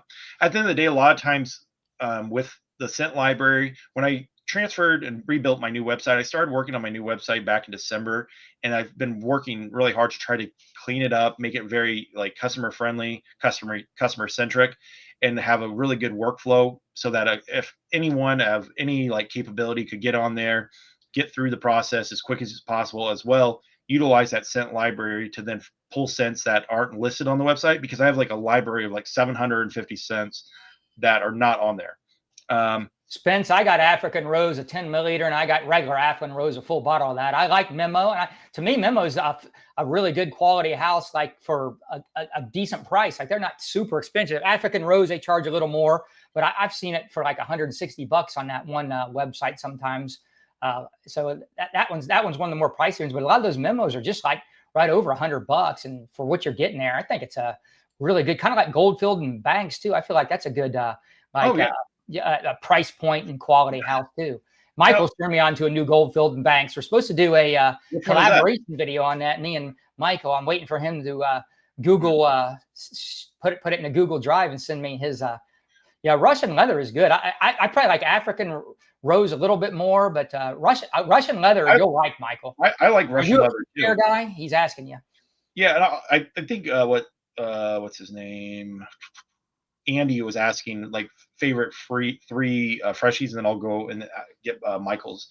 My favorite 3 freshies would have to be like the regular Acqua di Gio, right? Yeah, I love that one. Second, Allure Homemade Blanche, and third, it's within the same line. I would have to say I like Allure Homemade Sport Extreme. I freaking love that one. That's one of my top favorites. Sets. Yeah. Iberian leather is one I haven't tried. I do want to try that Iberian leather. That's one on my radar. I like ocean leather. So if we're talking memos, and I do like Fougere, but ocean leather is just all right to me. Ocean leather, you know, you're dabbling in the Megamare territory. Yeah. You have Oriental leather. That's another good one. I haven't tried that one. So Oriental leather is really nice. You like Russian leather? Michael's asking about that. Yeah. One. So I have a dupe of Russian leather. I think I call it like Yurt is the name I called for the clone that I have of it. And the oil smells amazing. I do feel Memo is a little bit lighter on the projection, but in the same sense, it's a great house. Is it good enough for Michael? Fragrance Fraternity. Is it good enough? Yeah, and it's good enough for Spence. Look, he likes ocean leather. So you know. Yeah, I thought I would like ocean leather when I read the notes, whatever. I got a sample, and I do like it, but it's I don't know. I like Russian leather better for me. I like something about Russian leather really hits for me. But I do like it. I like all the leathers, honestly, that I've tried. I've tried a lot of them actually. Now, the Jasmine one, that Madori, that's the one I really like. I have the oil for that. I really like that one a lot. The inspiration oil of that's really nice. Madori by Memo. I'm trying to think of some other memos I like. Now Stan's writing some Russian again. Stan likes to write multiple languages. Yeah, Russian leather. Yeah, that's a good one. Yeah, you Mike, you got to at least get a sample of that. I think that's a Mike sent. Yeah, I haven't tried that Inverness either. That's another one. I actually haven't dug into that house a lot. So Inverness. Sherwood is good. Yeah. Sherwood either. Yeah, I haven't tried a lot. Yeah, those are really cool. You know, I mean, it's weird because like if you think about Memo, and then you think about the dark or black bottle series of Mason Margiela, they have that kind of same nuances. Yeah, Winter's Palace is interesting. I like Winter's Palace. I don't know if I'd want to own a bottle of that for me, but it's interesting. Very interesting. Winter's Palace is nice though, and I like it for fall winter time. I do feel like it has like a hay note to it, like I don't know, like that's the note I get from it, like a note. What do you mean by a note? What's that like mean? hay. Like, hay note. Okay, I think I get kind of an off note. I have to revisit that one and see if does it have hay in it? Is that one of the notes? I think so. I've smelled that one a little bit earlier in my fragrance thing, you know, where my nose wasn't as developed. I might like it better if I go back to it now. I had the Dua version at one point, and that was not it. No. Dua's versions. I've tried their versions of it. Yeah, they're okay. So, they get you in the ballpark, but so I think maybe what I'm experiencing, where I feel like it's quote unquote hay, would be maybe the mate and the red tea, because you know red tea, like what is that? Herba. There it is. I don't like tea in fragrances anymore. I'm out on tea and I'm out on fig. I don't want tea or fig. A bunch of tea or fig in my fragrance. Really? Yeah. No. Let's see. Sorry to break that news. Red I hope I didn't let anybody down. I know there's a lot of tea lovers and fig lovers in this chat. Michael from Fragrance Fraternity. I lost our screen here, so I'm trying to that's why my eyes are going all over the place. There we go. It's like, where did my StreamYard go? I'm trying to think. Red tea vetiver, Clive Christian, fig porn. You know, I don't want no. I'm not doing no figs. No, I think. Yeah, BTSO. That fig porn's not too bad. Like, see, I'm not a huge fig person either, and like, I think. Oh, it's Born to Stand Out. Yeah, Spence went down the Born to Stand Out road. I've seen a lot of his. I haven't messed with any of theirs yet, honestly. Yeah, no. Like what's the real popular one? It's like called like Rice. Yeah, So sticky rice or something like that. sticky Something like. rice or something like that. I want to try a couple of their animalic ones. They do have a couple of animalic ones. Those are the ones I'm kind of in animalic fragrances. So they have a couple animalic ones I'd like to try. That's probably when I'll get. Yeah, Aqua Sextius is a nice fig frag. I can do Aqua Sextius. Dirty That's rice, one I can yeah, do. I like nice. that one. Yeah, dirty rice. That's one I want to try. Yeah, I think they got. I think they got 2 or 3 like what's that? animalic fragrances. Nah, What's no the diptyque Phillips. No, however you say Phillips. no, No, that's a like, good one if you like fig, and that is a nice fragrance. But no, I'm not doing that one. the only Filthy diptyque Musk, that's one I want to try, Spence. yeah, the only diptyque that I really like of late is gonna be, Lilio or Ilio. It's like a tropical it's like kind of like a tropical-esque vibe. Really good one. They say they only release it during the summer, but you can get it year-round. Another one I liked, it was okay, Born to Stand Out, which was a Mary Jane. That was alright. You know Yeah, what I mean? I had that one. I didn't go nuts over that one. Like I just liked it. I didn't. It was cannabis. I was really excited about it. So I guess I was let down because I was into cannabis when I got that one. You know, I thought, okay, I'm gonna get this, and it was just all right. I never got a full bottle or nothing, but I like it. Yeah, Christine likes eating figs and listen to Dolly Parton. Eating figs and listen to Dolly Parton. That's what I I'm like talking Fig about. Newtons, And going to the candy store too. She goes. I think Aunt Christine likes candy a lot. I was gonna ask too, because I know we got on the topic of Goldfield and Banks. The Goldfield and Banks one that I was kind of interested in, and I was like, it was on one of my lists of like try to find inspiration oils of, which was Purple Suede. We have that. Me and Michael, we're supposed to collaborate on that one. I Oh, have that really? one. Is Yeah, that Michael, I what's your blind bought it based on Michael talking about it when I looked it up. It's what's really your good. take on I it? got it. Okay, because Yeah, it's really good. I like it a lot. It's it kind was of one like of a those. Tuscan leather, but there's some more lavender. You'll have to Yep. wait for my review. Okay. Well, wait. I'll wait for your review on it because I have like ability to get like the top quality oil of that one. It's Um, good. Inspiration. I was like, man, I just keep going back to it. I I see it. just blind bought it. It was only like $100 too. The quality on it for that and the bottle is killer. Yeah, me and Mike are supposed to do a collab. He's supposed to film his part, put it on Google Drive, send it to me, and then I just kind of like splice this together. I'm Michael's also so busy doing all his gigs though. He don't got time for fragrant stuff anymore. He's Purple busy. Suede. Michael saying Purple Suede is bomb. What about has anyone smelled Elevator Music by Byredo? I haven't dug into Byredo much. Okay, Anybody that else? was like the limited release one too. I And still was haven't curious. tried it, the real deal at Acme Studios because I'm kind of in the aldehydes now. I kind of want I to try that love. aldehyde one. See, I like Acne Studios. I thought it was a great release. I thought it was I like aldehydes. Yeah. I don't know. That's just me. It's and you know what I really like too is when I see these lists because when you order from some of the distributors they provide a list and those lists I always look through it and I've shared some of those lists with you Vince and other people probably have seen them too where I always look for like the most obscure ones on there. I know probably other people that look for like the most common ones, but I always look for the most obscure ones, and they always have those documents. So like it's a Chinese niche brand documents where they release it. It's like kind of there like Louis Vuitton. It's a like if you He's look up always sending me these documents, Liz. He loves these documents. yeah documents and Fascinated with I do and you know what's so funny is I brought this up probably 8 months ago, 9 months ago, and I was talking about Two Summer and I was talking about documents, and I said Two Summer is going to be a real big deal here soon because the brand's called Two Summer. It's a niche Chinese. Really cool presentation too. Their bottles are really cool. Yeah, so Two Summer was like I brought it up and people were like, "Oh, whatever." And the one I had was Triple T, and then I had the cedar wood, and there was one other one I had, which was a osmanthus one.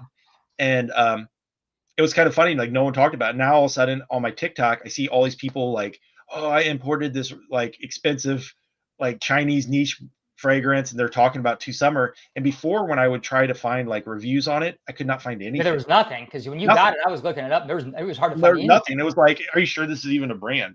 Yeah. Hey, if you had to wear one fragrance, pick it out, and that's all you could wear the rest of your life. And anybody in chat can answer this too. What would you pick if you could just pick one? This has got to be. It's got to work all 4 seasons, everything. What would you pick? Blue Day Chanel. Yeah, it's pretty versatile. You know, it's I know a pretty easy one because you're going to be stuck with it. It's going to be easy wear, like the Parfum. I take it, right? Yeah, Parfum. Yeah, because at the end of the day, like you can wear that. You can dress it up, dress it down. Doesn't Yeah. really matter. It's such a universal blue scent. I like blue fragrances. Um, that's just always been. I do like Celine, Christine. Celine is great. If you like black tie, I have a black tie that like I have a huge thing of it I made. It is insanely potent. Love it. Black tie is great. Almost all the Celine ones I like. So I guess going back to houses, Celine's got some really cool ones, and I think Vince, you would probably like Celine Reptile. Yeah, Have you, I keep looking at that one, considering that I haven't got it yet or whatever. dude? I do need to try Reptile at some point. It's a weird one because it's got this Yeah, I earthiness. want to try that. Because Narcosis Rodriguez, the first men version where it's like got that wet concrete, damp concrete kind of vibe. I actually kind of like that kind of smell when it's a So if you think of Reptile's still kind of got that same thing, and it's really unique. Another line that is kind of doesn't get that much love is Versace's like high end line. They got I don't know if you've ever seen that like Saffron Royal. Yeah, I have. I've looked at those a few times. Those I are haven't smelled anything or heard anybody really talk about them though. Yeah, But it's I've weird. looked at them. I have I got a decant of the ginger. It's like ginger something or other, gingerbread. It's really nice. It's one of their top ones. Joel's in here with Paris Corner Emir Vibrant Vetiver. I have that one, Joel. I've worn that one. It's a pretty nice fragrance. I don't get a lot of like performance on that one, but it smells nice while it's hanging around. I don't know, maybe you get good performance, Joel. I don't really get good performance on that one, but I like it. There's another one too, JJ. Oh, night clubbing's good too. You're right. Night clubbing's a really great scent. I think Vince, that would be a really unique scent line that you could explore because I know Celine's really. It's I know here in Dallas we don't have the opportunity to smell them. I know in Houston.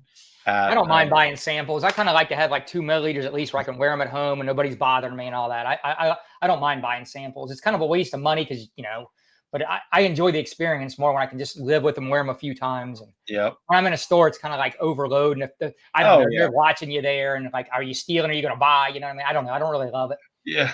I don't have that vibe sometimes, but I know in like smaller areas or areas that don't have that kind of like volume that they do in like some of the stores in Dallas, you might have that because I know in that here in Columbus, Ohio, sometimes I get that vibe a little bit, or they're just kind of like, "Are you going to buy something? You're just going to keep smelling." You know what I mean? I don't know. I don't really enjoy it. I don't ever experience that as much. I'm trying to think of some other ones too. Someone had made mention of. Let me scroll through the chat here. Michael just got he just got a gift card for Lucky Sin. He ordered that masculine plural. That's going to be a good one for Michael. That's a there. I like that one. That's a good I love that one from a Fougere or Fougere. That's a really Fougere. Good. Fougere. Is it Fougere? I don't know. No, I like Fougere. Let's go with that. Yeah, Fougeries. Hey, what's your favorite clone houses? Like before you got into this, I'm assuming you don't even mess with clone houses anymore. Before you got into this, you probably had some favorite clone houses. I'm guessing you don't have any favorites anymore because you're just messing with your stuff. But what was Dua your favorite? I'd have to say from like a perspective of like unique stuff, when Duo was really kind of doing, Massam was doing like a lot more the hands-on. I think it's probably not as much hands-on now. I don't know. But I feel like Duo had some really unique stuff and I really enjoyed like trying the blends, you know what I mean? I would have to say Duo. Yeah. I figured that you have a lot of duos and talked about I still have a lot of duos and it's one of those things that he is a great marketing individial. I've got a couple recently, and I've been doing side by sides. Like his Tilia, it's really close, and his Basso is really close. I'm happy with him. Like I don't at the end of the day, like it's one of those situations. But they're not all like that. That's the bad part. I'll get 2, then I'll get the next 2, and they'll be like 70% there, and 70% ain't enough. I got to be at 85 or 90. That's where I want to be. So it's so unreliable. I don't know what I'm going to get each time. And I think it's one of those situations where I've had that conversation with you around oils and stuff.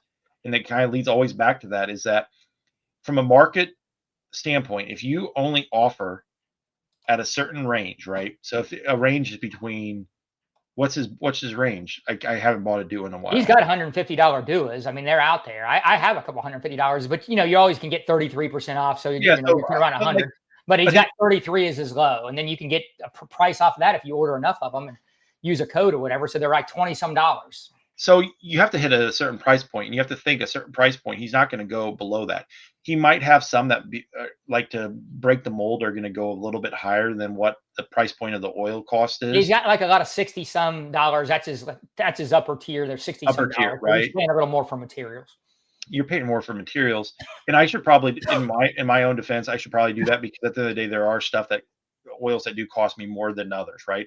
It's not just a ballpark range, right? Yeah. But to keep it where it's even, where you're not like, oh, this one's this much, this one's this much, you know, you try to keep it floated.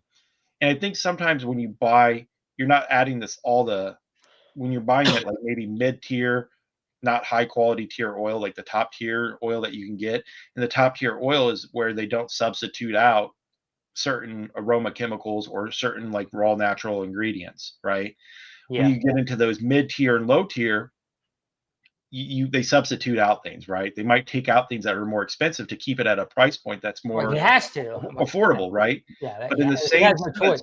in the same sense, there are some perfumes or fragrances where it is just cheaper aroma chemicals. So that midpoint, there's no difference between the midpoint and the high point, because that midpoint is literally the mock-up of that thing, because it He's doesn't giving you good information here. This is facts. He's telling you guys. yeah, so Sure. you're using like that lower to mid range. That lower to mid range, those aroma chemicals in it don't cost that company that much. And from a like, if you're a designer or you're like a true house, you're going to want that. You're going to want that perfumer to maybe work with like maybe lower end aroma chemicals or cheaper aroma chemicals, because if you can do that, your price per bottle is going to be way more, and you're going to get more from that thing. So if you hire a perfumer and you say you can only use these, like your budget's this, right? We don't want you to go over that budget, and you can get these aroma chemicals for a certain amount. At the end of the day, that if that's what they're going to be working with, then they're going to use that lower tier. And then from someone that would be cloning it or getting closer, inspiring to do that, they're going to be using those lower things, and they're going to get it at a cost effective amount too, right? But when you go in that middle tier and just pull from it all the time, sometimes you're going to get stuff that's so super close. You're like, damn, this is so close, but they're not using all the like raw natural or ingredients in it, right? You're just kind of you're at your own mercy of whatever is in that mid tier, or what is like in that price point. Like, so your cap's like $50 or $60 for this oil. The $60 duos are generally a lot better than the $35 duos. I'll say that. You know, generally there's a difference. And then, not to interrupt you, we'll go back, but before you get, the Fall of Phaeton is pretty close from Dua. They'll have a Father's Day sale unless Matt has one. Do you have a Fall of Phaeton? Fall of Phaeton. Let me see which one. I have the Argos. Yeah, Dua's is pretty close. Michael, if you got a Dua, you can review it anytime on their website. You just do a little video review, like film your video, and you don't have to say nothing. You can do it anytime. You go on their little website on your phone and then put your little video review on there. You can get 33% off. They'll email you a code immediately. Anybody that wants a Dua, you can get 33% off anymore. Just review one of your Duas you have. Put on the website. They send you a code immediately. So you can always get 33% off. So every time I order a Dua, I got so many, I'm getting 33% off. But they charge shipping now, so you have to get over a certain level to get the free shipping. So I usually order 2 Duas at a time now, so I can get free shipping. And then if they don't, like, if I don't like them, I just sell them, because you can sell them, like, you can get half your money back in the Dua group. So yeah, I have Fall of Phaeton. Yeah, I'm always acting out and multitasking. So he's got Fall of Phaeton. I can tell you that I haven't tried Matt's, but the Duas is pretty close. Matt's might even be closer. I don't know. Yeah, it's weird too with that whole the Argos thing, is the guy that like is with the whole photography thing. The guy that created the whole Argos thing, I was at like event parties and stuff, and that guy was there, which is kind of crazy. It's and he's in Dallas too, which is crazy too. Trying to see what else we got here. Yeah, I don't know. I think do you want to start wrapping it up? I think we've done pretty good. Yeah. You want to get off here now? You want to go 10 more minutes, or you want to just cut it off now? We can. Chad's in here now. Hey, what's up, Chad? I'd say maybe like go 10 more minutes. I don't know how many people. How many people are in the stream? 17. Oh, that's pretty good. That's a lot for me. I don't pull they don't push my channel out. I got a bunch of Indian bot subscribers, so my channel can only look at like you know, if your subscribers ain't pumping in, it's not going to pop my channel out. And I got a lot of Indian bots. So it don't push my channel out on these lives. Now, if I do the upstream live, the other kind where I'm not logged in with this StreamYard, I can push out. It'll push that out. It likes on me when I use that app, their little YouTube thing. When I use this StreamYard, it don't push me out as far or whatever. But this is a pretty good push for me. It's probably that cool. Mirror image Matt Lusk charm.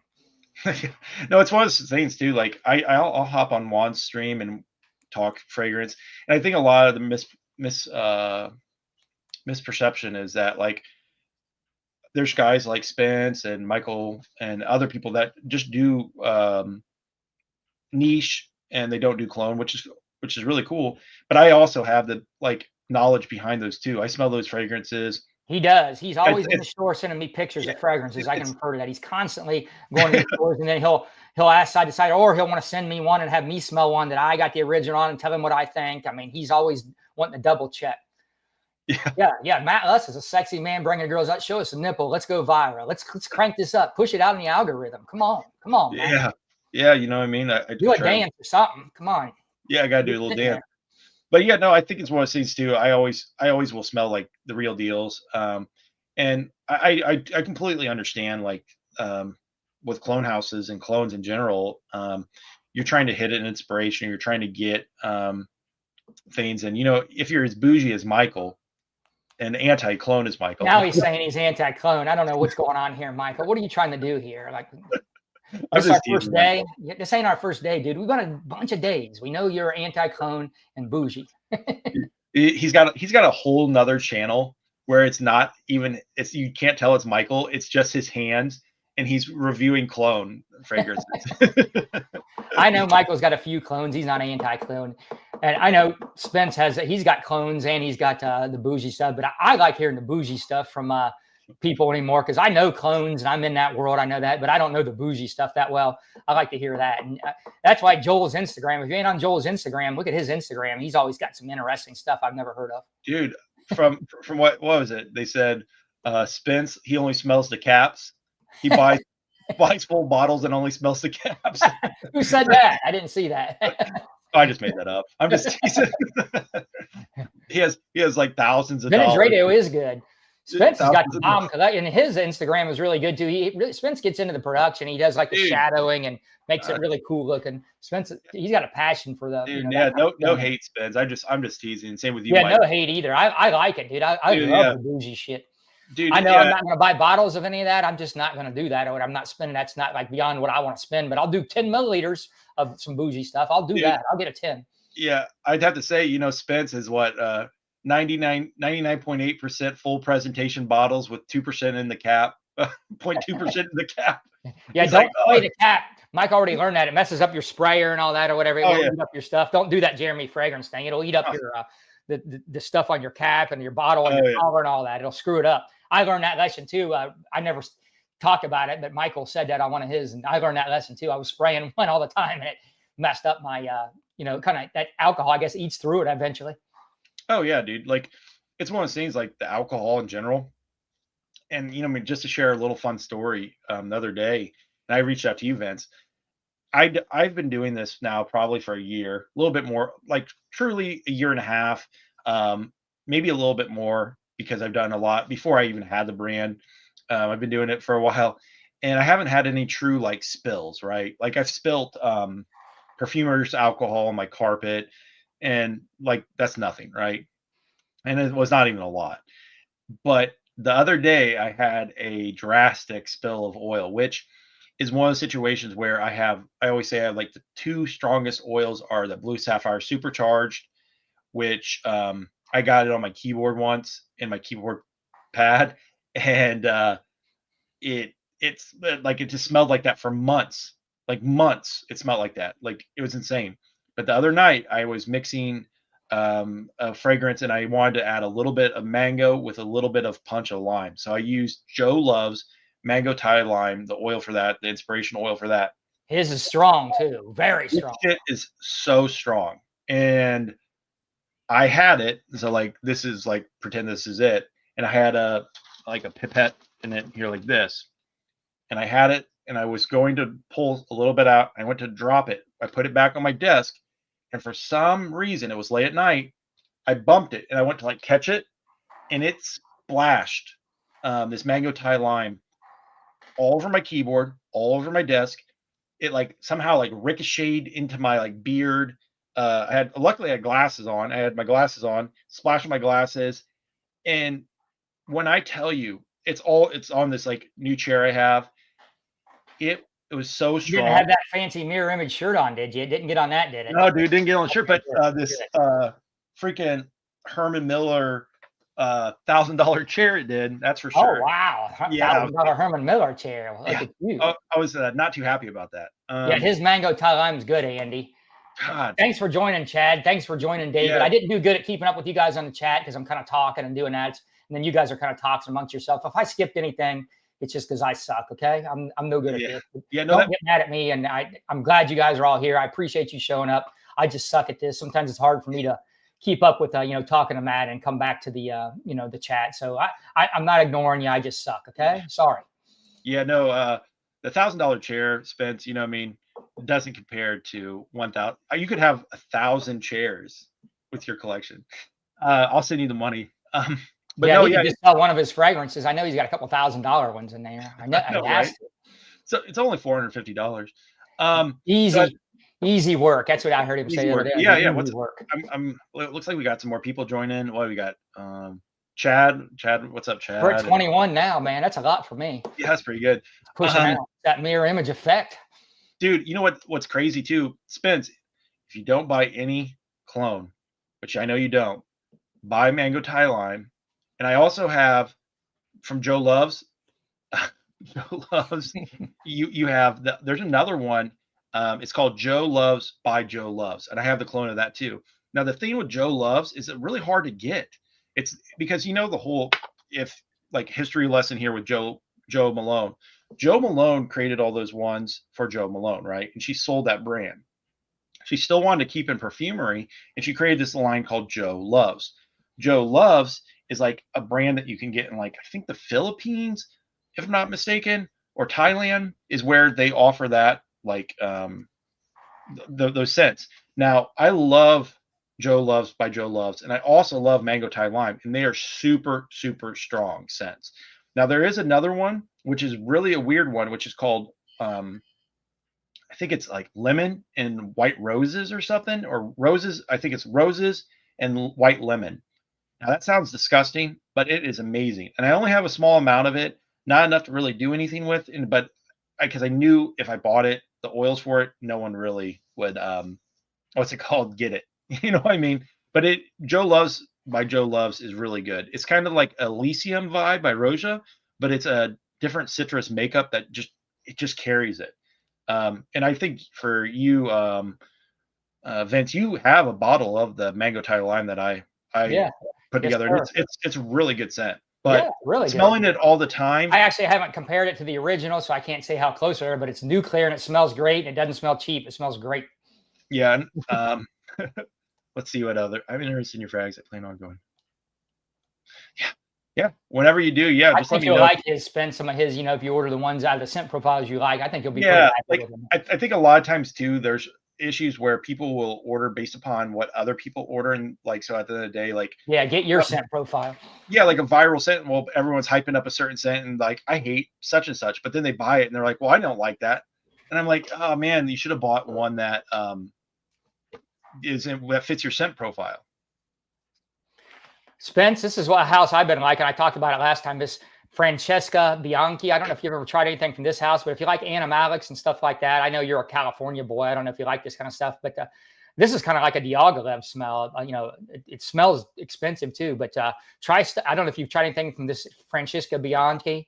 It's really good. I'm not saying that right, but David in the group, he's in here now. He's the one who turned it on to me. David Garcia, he's in the chat. Oh, what's up, I met David? up with him. He's got, 30 Amwise or whatever. He got me started on Amwise, and we meet up and we swap scents. And he got me started going down his house, and I got about 10 bottles from the house now, and probably 10 more samples. And if you like animalics and musk, it's really good. It's kind of like a Serge Luton artistic style. Is that one I know I know of that one. It's got like sticky fingers, and then there's like what sex at sea or something, or sex sea, or Yeah, Sex at Sea is okay. I had that one. The post office lost it. I got a group book. Yeah, this is Sticky Fingers. It's pretty good. That one I held up. This Lover's Tale is really good. This is a really good one too. This Unspoken Musk is really good. They're really artsy. They all tell a story. This Black Knight is really good. All these I'm holding up. I got full bottles of. Oh wow, dude! Yeah, I've heard that Black Knight's really good. I've heard, dude, they're I love the house, but you got to like those kind of scent profiles. They're very animalic. Now he's got Encounters coming tomorrow. I haven't tried that one. Andy, Imaginary Rose is not heavy on the rose. If you're trying to get into rose fragrances, that's a good beginner rose fragrance. That's a good beginner rose. I know Fat Boy Juan from his stream, he really likes that. I had made it was like when I first initially started the brand, and I was talking with Chad, if Chad's still in the chat or on the stream. The initial one that was really the first scent that I got was Metal Rose by the Harmonist. And Metal Rose has that metallic rose scent, and it's a really interesting, unique fragrance. And GB, it's called Mango Mango. If you're interested in it, you can just order if it's not up on the site, which I think it is on the site. If it's not, you can just go through like scent not on the site. But I was gonna say with that Harmonist, I did one which is Metal Rose mixed with Aqua di Gio EDT. And it takes the citrus of that and mixes it with that metallic rose. And it's a really, at first, it might be like a little challenging, but it's such a great scent profile that it blends so well. Because I know when Juan first smelled it on his live, and he's kind of picky, he was like, ah. And then every live that I've been on, he's like, this fragrance, I love this fragrance. Yeah, he came around on that one. Yeah, and I know sometimes he doesn't bullshit, but he really enjoyed it. Now, if you're talking about like a skanky skin scent, Mortal Skin by Steven Hombre 777, that's kind of got that skanky kind of vibe to it too. I enjoy it. I have Mariner's Rhyme. It's not full bottle worthy to me, David, but you might like it. Don't go by what I think. I have Mariner's Rhyme, a sample. I'll be reviewing it. I got a big review coming up of a bunch of these fragrances I'm going to release, whatever. It's going to be a pain in the butt. I finally got my nose on that one. Oh gosh. Decision. I like Decision. Everybody's cracking on it because it's like a easy, like, they're not. It's not. I think it smells great. I love it. It's not niche smelling or whatever. I take it by your expression, you don't like it. You think it's too designerish. Who, me? Yeah. I think it's one of the situations where people that like Homage won't like it. I like it because I like it. The reason why I think I've screwed up my white balance. Hold on. I screwed up my white balance. There we go. I hate auto white balance on these cameras. They'll make you blue. But thanks for bringing out the fancy stuff. This is better than you do on Juan's live. You got the fancy background going and everything. So I was gonna say, no, Homage. They're just so known for like challenging, more artsy fragrances. And when they started doing stuff like Outlands, and they started doing stuff like Lustery, and they started before that, and they sold the house too. People don't like that, you know what I mean? And then they started doing this because they want to be more like Creed. Yeah, kinda. But I don't. I don't know. I still think all the new ones are good. I like them. I don't. But who did they like them? I don't know who they sold it to, right? Because if they sold it to like someone like capital investors, they're going to start pushing out shit left and right, and they're going to push out stuff that's more less challenging, and it's going to be more because that sells more. But I still like what they pushed out, so I'm not knocking what's happening with the house. No, I do like. They go back and they do some of that challenging stuff for the art. Like you got to throw an art one in like every third. Like do 2 for the money. That's going to be massive. Like then the third one, make it art. Make art. I want to Spence. I want to see one empty bottle. Send me one empty bottle on Instagram. I want to see it. I don't believe it. He can't even go through a 2 milliliter. He's got something he's going. He's going to send me. He had stacks of a Bodacia the Victorious. I set up. He's got I got all these scents I got to get to, and there were boxes sitting there, and I got Latifahs and Duas sitting there in my stack. He had a bunch of BDVs, Bodacia Victorious. The only empty bottle Spence would go through, and he'd send me a picture of, would be this bottle right here, like a 3 ml. I'm waiting for my message on Instagram, Spence, showing me an empty bottle that's yours. Yeah, David here, he likes super challenging. He's got a bunch of mods. He likes super challenging fragrances. Middle summer, he's wearing these hard to wear winter homages in the middle of summer. And he lives in Ohio here, but it gets hot in Ohio. So David's got a baller collection. He's the one that really got me going on Amouage House and this Francesca Bianchi. David knows his fragrances, but he don't like freshies at all. He's a non-freshy guy. Wonder, yeah, because the only one that I kind of will rock is Blue Bacor by Levon, or like Imperial Valley by Gassa, because those are ones that are like, they're Middle Eastern, but they're not like as probably what David likes, especially based upon what you guys are saying. I think David likes it. He could probably go with those, but that'd be like a summer scent for him. You know what I mean? We got to watch. We need to call someone out there where Spence lives. I think he lives in like Hollywood or something. Beverly Hills. Beverly Hills. So we gotta go check on Spence, because he's pouring probably out a $1,000 Bodacia to show me that he's emptied it. I'm guessing he's got access to a lot of high-end fragrances, so he can get his nose on stuff like right around the corner, and that would be nice. Here in Columbus, Ohio, it's a little bit harder, but if I had access to even like what you got in Dallas, I would take advantage of that. Yeah, I don't have probably the access to someone that lives in Hollywood, but you know what I mean. Well, still Dallas is better than what I got, but I would imagine you've got super high-end stuff over there where you would think. Is that right? I don't know. And Give then him 2 minutes.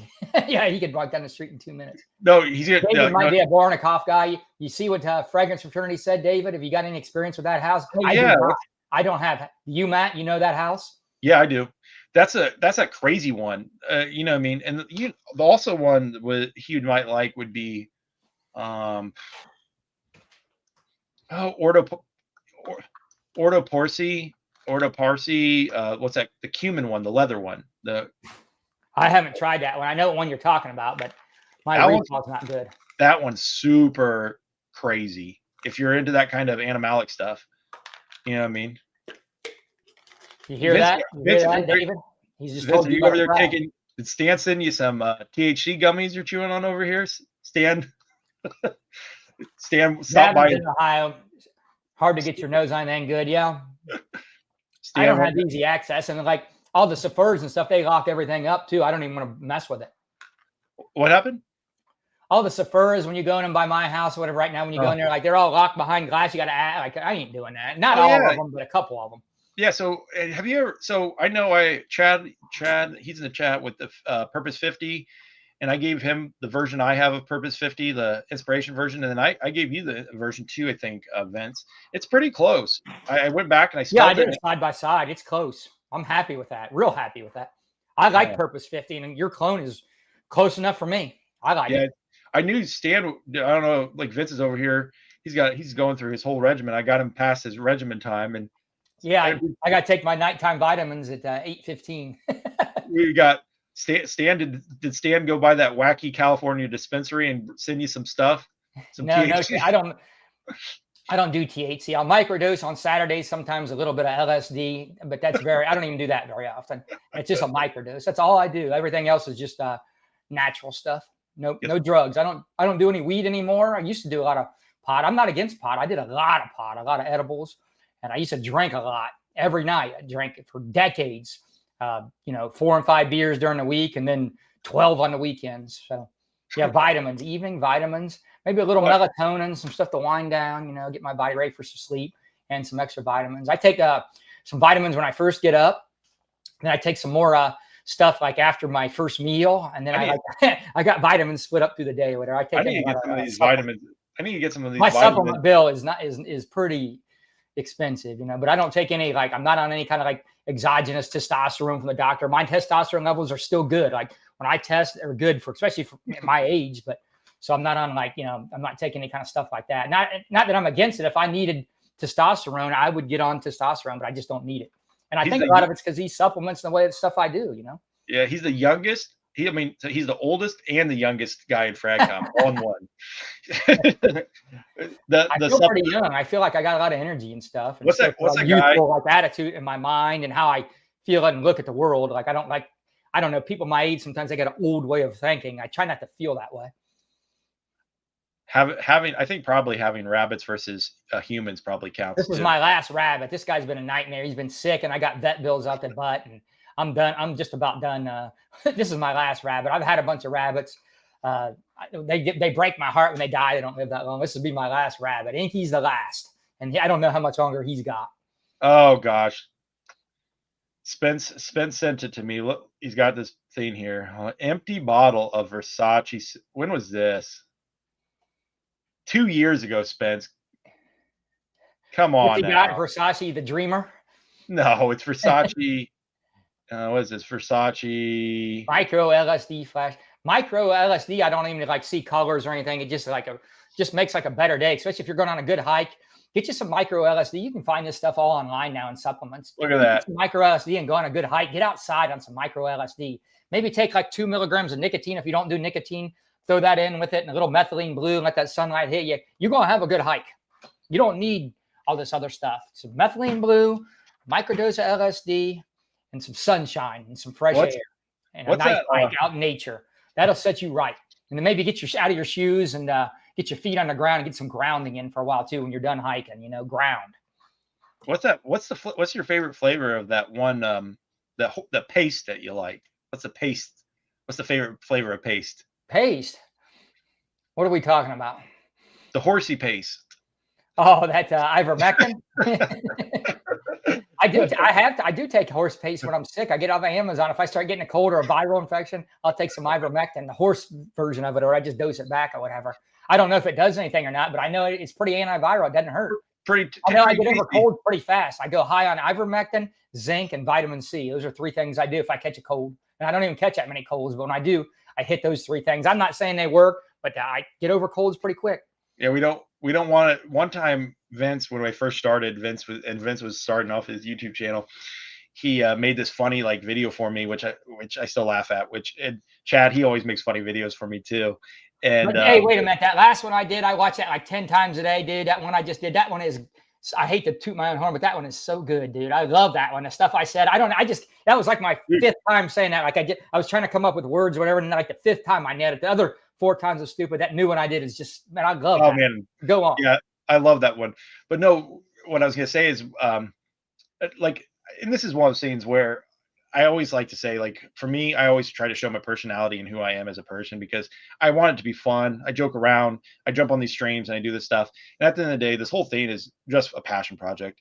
And going back to with Vince, it was one of those scenes too, where he had made this video called, what the doctor prescribes. It was like this short. Yeah, I got in trouble on that one. That's where you're going with it. And he made this video about this mirror image fragrance was what the doctor prescribed. And they were saying he was giving out medical advice. Summer Blahs or something. Yeah, and he was giving out medical advice. And I think that's so funny too, because, we're joking around about supplements and stuff here, but it's whoa. Don't talk about supplements too much because the YouTube they took my channel down. They blocked me and took me down because of that. They said I was giving false medical advice. Oh, this is funny. The only thing I answered, I just said because I didn't know what to say. I was just if you can't see the sarcasm, I don't know what to tell you. That was my answer or whatever. I was just joking. It's all a farce. It was just sarcastic humor. And then next thing I knew, my channel was back up. This is during COVID and all that. They took my channel down. So no, it's funny. At the end of the day, I know Chad, he makes some, he was in the chat too. He makes some funny videos for my thing. So if you ever guys want to. Chad's good, man. He's doing the TikTok stuff more, I think. He's more. Yeah, he's doing the TikTok stuff. I don't work TikTok too much. And at the end of the day, I know a lot of these other clone houses and different things, they pay these guys and or oh, I'm going to shuffle off a bunch of fragrances to them to get them to talk. And I always and it's kind of shilling, right? And at the end of the day, I honestly, at the end of the day, if someone were to say, hey, I don't like your product or I don't like this, I would definitely accept the feedback, but I'm never going to shill. It's one of those things, I hate shilling and I see it happen so much. And I know Vince and I talk about it and joke around about it, but there are so many people in this clone stuff that shill so hard. And I do appreciate Chad, Vince, and whoever else is kind of hyped up my fragrances or even pushed the fragrances for me because it's all community driven. And I think it's one of those things too, where I do get a kick out of some of these people shilling, but I'm at the end of the day, is $50 of fragrance or clone house fragrance really worth Like what, Vince? Like keep like $50 worth of fragrance or $100 worth of fragrance? Is it really? I don't Gonna want no free fragrances because then I got to give it a good review or whatever. Yeah, I don't want to feel like that. If somebody gives me something for free, what am I going to say? Like, I got to say, oh, this is, oh my gosh. I got to this is halfway decent. You know what I mean? I don't want to do that. Yeah, and I hate that kind of thing because at the end of the day, like I'm not out here like the hybrids. Yes, I am doing the blends and doing all that stuff on, but like the one for ones, the only thing I'm doing that's maybe different than what other people are doing is I am testing the sources. Like I'm trying multiple versions of these things so that I know with my nose and having my wife smell it and other people around me smell it, I definitely will make sure that it smells damn near as close as I can get from an inspiration of that fragrance. And that's all I can say from a one for one perspective. Now, I think Matt's in a really sweet spot now. Like the last 4 or 5 orders, I feel like he's hit a new level. Like I think he's changed his fixative and a few things he's doing where he's sourcing his stuff. I think he's tiered up a level based on the last few orders I got. And I've already told him this off the air or whatever. Like I think he's whatever he's doing now with it, like his blending or whatever, like it's up a notch from what I remember before. Yeah, I think I mean, as natural progression goes, I know a lot of these like different people, and I you have to kind of look. It's not competition, but you have to look at what other people are doing. You see what other people are doing, and it's like I'm not trying to recreate anything, like recreate like the wheel. I'm just trying to improve the process and improve what I'm doing. And if that's changing fixative, if that's blending differently, if it's any of these things, I'm trying to find a better way to improve the process. Yeah, they get free frags. They're giving good reviews. What's that bottle? He's got 400 milliliters. He's going through because what the heck is he? Because he's got all these fragrances. He's going through 400 milliliters of what? Some Versace? What? I'm looking. Tommy Hilfiger. Look. What? Why? He's got all these fragrances. Why are you wearing that much of that? Why? No. You got too many bangers. Quit doing that. Don't buy any more of that. Be done with that. I think Spence is just using it as air freshener. No, don't do that. You got too many other good ones. Throw that away. Don't get any more. No, what he's flexing. He's flexing on us. He's bought this Tommy from Burlington Coat Factory, the biggest bottle he can get, and he's using it as air freshener. Come on, come on, Spence. Look, I'm not saying Tommy's bad. I like Tommy, but come on, man. You got stuff better than Tommy. Tommy, I guess that's what Tommy ain't a bad fragrance. I'm not knocking Tommy. I guess that's what they do in Hollywood. I'm not from Hollywood. This is true. I've seen Cuba knock a few that were pretty bad or whatever on Duas. He'll be really honest. I really like his Dua reviews because he's honest. I don't really like his nose. I don't trust his nose that good. But Cuba's, I freeze his on. I like Jamar from VinceScents. His nose is one of my favorite noses. He's honest and he's got a good nose. Some people are just shills, and then some people just don't have a good nose. Okay, you got to have both. Whatever VinceScents has both. Like he can on a clone or real, he can tell what's apart, and he don't lie. Whatever it is, and so he's got the best of both worlds. You got to have both. You have to have a good nose too. It ain't just about being honest. Yeah. Spence keeps all of his Boadiceas in the bathroom. Yeah, or those frags on the bathroom for air freshener. Now he's doing that. He's just spraying those around for a toilet bowl cleaner, and then he's wearing Tommy for his go. He's getting ready to go out, and he's putting the throwing on Tommy. That makes no sense. I said. I was gonna say too, though, like it is one of those situations where it's really hard to get good fragrance reviews that are not chilled. And I would hate, like, honestly, if someone didn't like it, I would want them to be honest with me. And if it's something with like something I've done, come to me directly, have that conversation, and we can kind of work it out. But that's the way it ought to be. But and then don't even put a review out there. I get it. Or you can put a review out there, whatever. But at the end of the day, it's so hard to get a good nose on things. And some people it's so subjective too. But I know when I see a shill review or I see people shilling for just free fragrances, it drives me insane. And it's always like the guys that are coming up, and it's like one of those situations. I feel like from a come up standpoint, if you're a new fragrance reviewer, do decants, do something else, but buy the real deals and don't take free stuff, because that free stuff is going to tarnish your brand. It's going to tarnish your brand, and people aren't going to take you seriously. And lately I've seen it a lot more. Obviously, people like Michael from Fragrance Fraternity, he's not doing that. He's not shilling out. I definitely know Spence is not shilling out. You know what I mean? They're buying the real deals, and they're Right. they're taking their time and actually putting their nose on it, even if it is spent spraying them in the caps of his bottles. He's at least smelling them, throwing those caps. My new policy is I don't really like to shit on fragrances too much, so I just don't review it. The ones I don't get, I just don't review it. I really don't want to. I did a few of those where I was kind of negative on it. I was like, I'm not going to. I don't know. Something didn't feel right. No, It's like just sell it I just sell them and get rid of it or give it away. it's hard because at the end of the day, like you could take it two different approaches where people will respect you more if you have some that are true statements about the fragrances. And even with fragrances I've made, there's some that I don't really care for. But at the end of the day, I try to push out things that I do enjoy.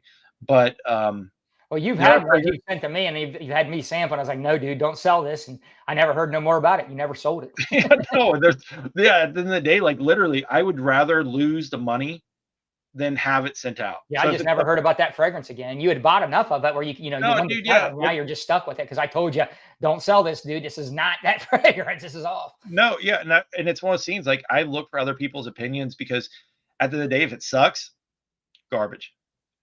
Yeah, and at the end of the day, like I think you have to have integrity, as Stan was saying. There's integrity into this where you have to kind of provide that integrity. And with me, I have integrity behind my brand, integrity behind me as a person. I know Vince has integrity. He's not going to shill for me. And if it's something bad, we're gonna have that conversation in private. And he's going to tell me, don't put it out there. And the same Yeah, goes I've done that on a few, but not many. yeah. Most of his are on, but the ones he sends, he knows are questionable. He wants Oh me yeah. to answer that. He knows. Yeah, and at the end of the day, it's one of those things like it goes back to this whole inner circle of things, and it goes back to like where you have to have your hey, nice jumping on here, David. Appreciate you joining. But I think it's one that goes back to the thing of where you have to have people in your inner circle that you can trust, and especially when this fragcom, your personal life, and a lot of times, I think as you get older, especially men, and it's kind of goes to the whole men's health thing and like awareness of like men's health. You have to have people in your inner circle that are going to provide you honest opinions and honest feedback, and they're not going to be yes men. And you have to kind of be able to be vulnerable in those situations. And with this brand in general, I've been vulnerable with certain people and to elevate myself. But I do see people being vulnerable in the space of their own channel or in their own Facebook groups and other things where they put out that vulnerability, and it sees, and for me it's like I would never want that to be the case because you're your own brand. Like why would you share those vulnerabilities with people outside your inner circle? And it's one of those situations where you have to have an inner circle, and if you don't have an inner circle, you need to find an inner circle to create, because it's going to grow you as a person and grow you as a brand, or grow. And if your brand is YouTube videos, if your brand's fragrance, if your brand's whatever that might be, you have to have an inner circle that's going to provide that kind of like, hey, this shit sucks, Matt, don't put it out there. Or hey, I don't really think you should put that out there about what X, Y, and Z. And that's why I always try to stay neutral when it comes to these things, because there are times where I see people in the fragrance community get real political or get real droning in certain things, and it's toxic because at the end of the day, you're losing a lot of your subscribers, or you're losing a lot of your fan base based upon these political ideas or these ideas or vulnerabilities that you're putting out there. And it's not the best place to have those conversations. So yeah, that's just my 2 cents. And I know that's kind of a soapbox, and maybe I shouldn't, but it's a true statement, and it circles around men's health. And I know it is one of those things where people don't talk about it enough. And I know with you, Vince, you're really into like the health realm of physical health, but there is also mental health concerns where Well, people one hand washes the other. If your physical is not good, your mental will not be, and vice versa. The one hand washes the other. It's critical. If you're healthy, but your mental ain't, you will not be healthy. You will deteriorate. Your health will. You got to have good mental health. That's actually more important than the physical. But doing the physical stuff can make your mental health better. So to me, it's like one hand washing the other. Those two, you got to work on both. If you want to reach this level that I'm up right now, you want to get to this better been sad from the truth than no be lied to. And that's 100%, Joel. That's really good. Yeah, that's a good way to say it. And then, Stan, I know 5 milliliters missing is fire from his bottle. And that's about how it is for me. So I know it's that way because I got a shitload of fragrances, way more than any. You got to be a nut to have the amount of fragrances I got. But Spence went beyond that. Yeah, Michael, I told him the Serge Lutens I really liked. And I think I told Stan too. I don't think Stan loved it either, but he wasn't as hard on it as that. But I still stand by it. That Serge Luton's is really good. Yeah, no, I think, and Michael, that's 100% too. Like I know we were having conversations. Oh gosh, maybe it was like maybe like 2 weeks ago. Me and Vince were having that conversation around that too, where we were like, uh, when people start getting like real negative or creating like superficial drama, it really kind of deteriorates that kind of outlook of like why you join the channel. And preaching, like for what me, preaching on a soapbox, people might be like, wow, that's really annoying too. And I get that as well, because I don't want to, sometimes I don't want to be preached to, but I do feel like it's one of those situations where it's an intermix of having a good time, being fun, enjoying your space, and figuring out who your actual people that are in your channel are. And I guess, stand for your mental health. Maybe go to the massage parlor a few more times than just once or twice a week. Boost those numbers up, buddy. No. This is what I've been doing. Hold that shit in, man. Keep that jizz in. Hold on to that stuff. It gives you like power or whatever. You feel more mentally clear. You're charged up. Quit. Don't do it yourself. Don't take it. Hold it in. Don't hold it. You just keep it. Even do it like don't do it with your wife or your girlfriend as much. Keep it like internal. I'm serious. It gives you like energy and kind of empowers you and gets you out there more. I've been doing more of that lately. Try it. It feels pretty good. Takes away some laziness. Well, we went down the path of semen retention. Yeah, semen retention. That's a good. Sorry about this talk. It's just real stuff, Christine. But Christine's like, wow, this is what guys talk about. I love Frederick Mall. I like everything in that desert line, especially like Promise and those or whatever. I like Portrait of a Lady better than I like Must Ravageur, but Must Ravageur is right there. That's one of my favorite houses. But that whole Desert Gems line, I really like. Frederick Mall is one of my favorite houses. That's real art of perfumer. I like how he puts the perfumer on the bottle too. That's pretty cool. Jason said that's why he's not doing the retention thing. He's doing the opposite. So that's why he's so tired. Poor guy. It does make you tired. Try it. Just try it. Try it for a month. Hold on to that. Someone's been watching too many Jeremy Fragrance videos late at night, and it's not me. It's this guy right here. I'm just saying, try it. See how it feels. And you don't need all that stuff in your brain anyways, watching that porn. Just try it. You don't want that brain rot. You know what I mean? Just try it. You've done a bunch of that your whole life, probably. Just try it. It's energizing. It feels good. You get kind of turned up. Oh my gosh. I like being turned up. What is it? What is it? Is that no? If you're married, it's kind of hard to go a month or whatever. But just do the once a week or whatever. Cuts it down once a week with your wife. Well, I don't know. I only need it like once a week or whatever. Yeah, don't let the juice loose. Hold that stuff in, Stan. We went from talking about fragrance juice to different juice. I mean, this is what you're going to get with dealing with Vince. This guy's, look at him, Optimum Nutrition. I'm just saying, try it. I just started messing with it, and well, your wife would rape you, then that's cool, man. You got a good active sex life, and just hold it for that. Skip the jacking off part, Jason. Don't jack off, okay? Save it for her. If you're doing like jacking off stuff on the side, stop doing that. What do they call it now? I heard the term. What was it? And I'm not informed on if that's bad for your prostate, though, Michael. I'm not sure on that. I can't answer that. I haven't done the research on that. Hold it in, you're gonna explode, dude. Look at Vince. He's like a ticking time bomb, guys. He's done it for a whole month now. Look, I can see it in his eyes. That's why he's wearing his glasses. We do it like at least once a week or whatever. But I quit all the jacking off and stuff. So it's like just once a week. And then once a week, there's still a lot in there. Like I feel it didn't empty the whole chamber. You know what I mean? When you're jacking off all the time, like you're emptying the chamber. You know what I mean? Just quit doing that. Try it. Keep the juice in. Don't let the juice loose. You guys just try it. I'm telling you. Stan's like, Vince is on the edge. This seems like we're getting into that Juan territory, man.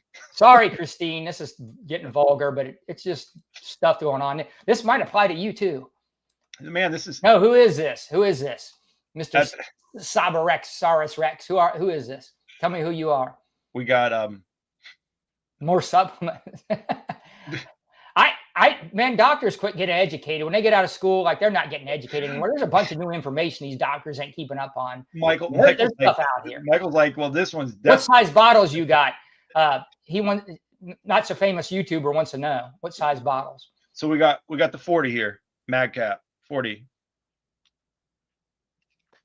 Madcap. We got the 60 Madcap, and then we got the 100. Madcap. And then I don't have anyone, like maybe I would do over here. This guy This guy's in the feet or whatever. This is Coleman. He's in the feet. I got This guy's got a feet fetish, and he runs a Facebook group. So yeah, I know who this is.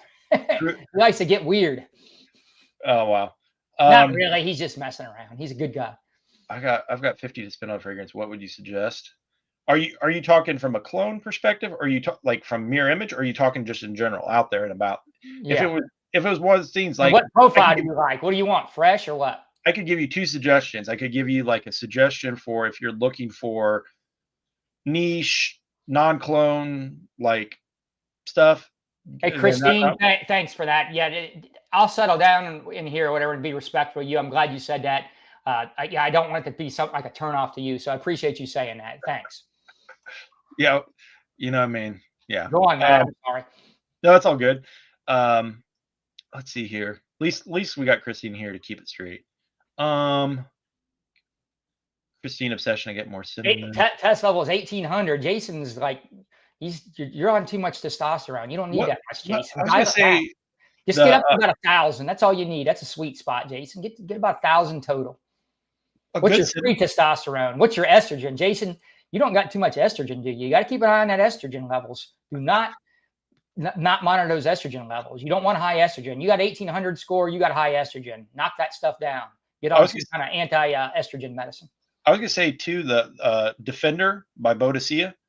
That's a nice one for cinnamon. If you guys are looking for like a cinnamony scent, I do agree. I tried the real deal of that. I like that one. That's a good one. Nice. I've been trying some real deal Bodicea. Has been getting 10 milliliters. And they're a bunch of clone twists, but I like them. Yeah, they're a lot nice. of the ones I've been trying are clone twists. Not all of them, but I do like how they level up ingredients. That 1809, that Fire God one they leveled up, 1803 or whatever it is, I really like that. But so, like, if you go into these cinnamon tiers of fragrances, you have obviously tiers.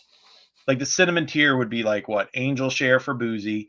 Then you have the Hermes, or Hermes. God, I can't think of it off the top of my head, but it's like Angel Share, but it's less boozy. Then you have Ojon, which JJ said, and then you have Defender by Bodicea. I'm trying to think of other cinnamon scents that like really stand out to me. I think those are probably the only ones I can think of off the top of my head that are really strong in that game. Hey, nice. Hey, see you later, Thanks for stopping in. Yeah, thanks, man. Place a little bit. Appreciate it, Spence. Yeah, cinnamon is always nice. Do you want to wrap it up, Matt? You need to go. Yeah, we can wrap it up. I'm starting to get a little hungry, and all right, we can wrap it up. Yeah, no, it's always a good stream. You know, what I mean, if I had all these questions too. I had all these questions. We didn't get to none of them. I'm good though. I go to the chat. Maybe do it again. At the end of the day, I know that's right, Gavin. I like that one. They leveled up that. I don't know if I could justify that price point, but I do like 1907. I just did content on that. I did a comparison video. I like 1907. I love it actually. Thoughts on Zahara 800 black? I don't know that one. Let me look it up. Is that's you can buy it at Zahara, right? The clothing store. Am I wrong? I don't know. I'm looking up now. It's got vanilla, citrus, warm spices, sweet, amber, aromatic green, metallic. Sounds like a nice fragrance. Show the notes is like tonka bean, yuzu, and saffron. That's an interesting 3-note breakdown. So like Zahara fragrances, if it's interesting. It's a clothing brand, they're really nice. They remind me kind of like Banana Republic in a way. That you know how Banana Republic scents are really nice too. They're just a really good price point. Yeah, everybody get back with me on keeping it in if you do that or whatever. Like you married guys, or if you got a wife that want, don't be turning that down and whatever. Keep that going. That's dumb. But just settle down on self-pleasuring and all that or whatever. Just hold off on that. You don't need to do that. That's demotivating you. See if it is. Just try it. See if it is. Yeah. So like I'd say if you guys take a break from that Pornhub. I know it's cool and all that. It's fun, but take a break. Yeah. If you guys do get a chance, check out Mirror Image. If you guys have any questions, feel free to reach out to me. Hopefully maybe we'll do another live here soon.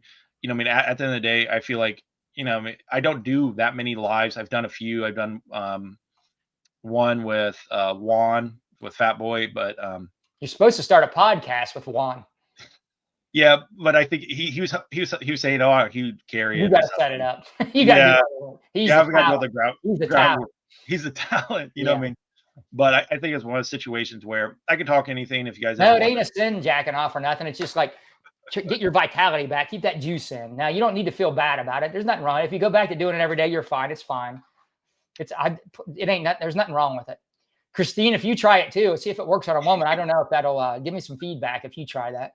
Yeah, no, I don't know what you're going. I don't know how it applies to a woman is what I'm saying. I'd like some woman feedback on if that's something, but I know in a man it's a thing, and somebody else told me about it and they liked it, and I've been doing it more, and I think it's good.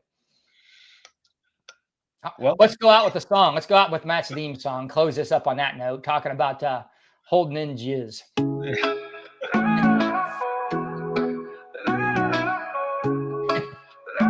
You guys all hear this? Down in Texas where the sun don't hide. Matt's song. Matt Lusk got his blends. He's a fragrance guy. Custom scents. Yeah, he's mixing dreams. Summertime vibes with Caribbean schemes.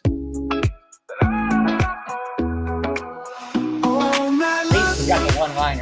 All right, guys, we're gonna get out of here. Thanks for staying on. Really appreciate you guys From beach to bold, he's got that flair. Texas heat, but his blends fill the air. Coconut whispers,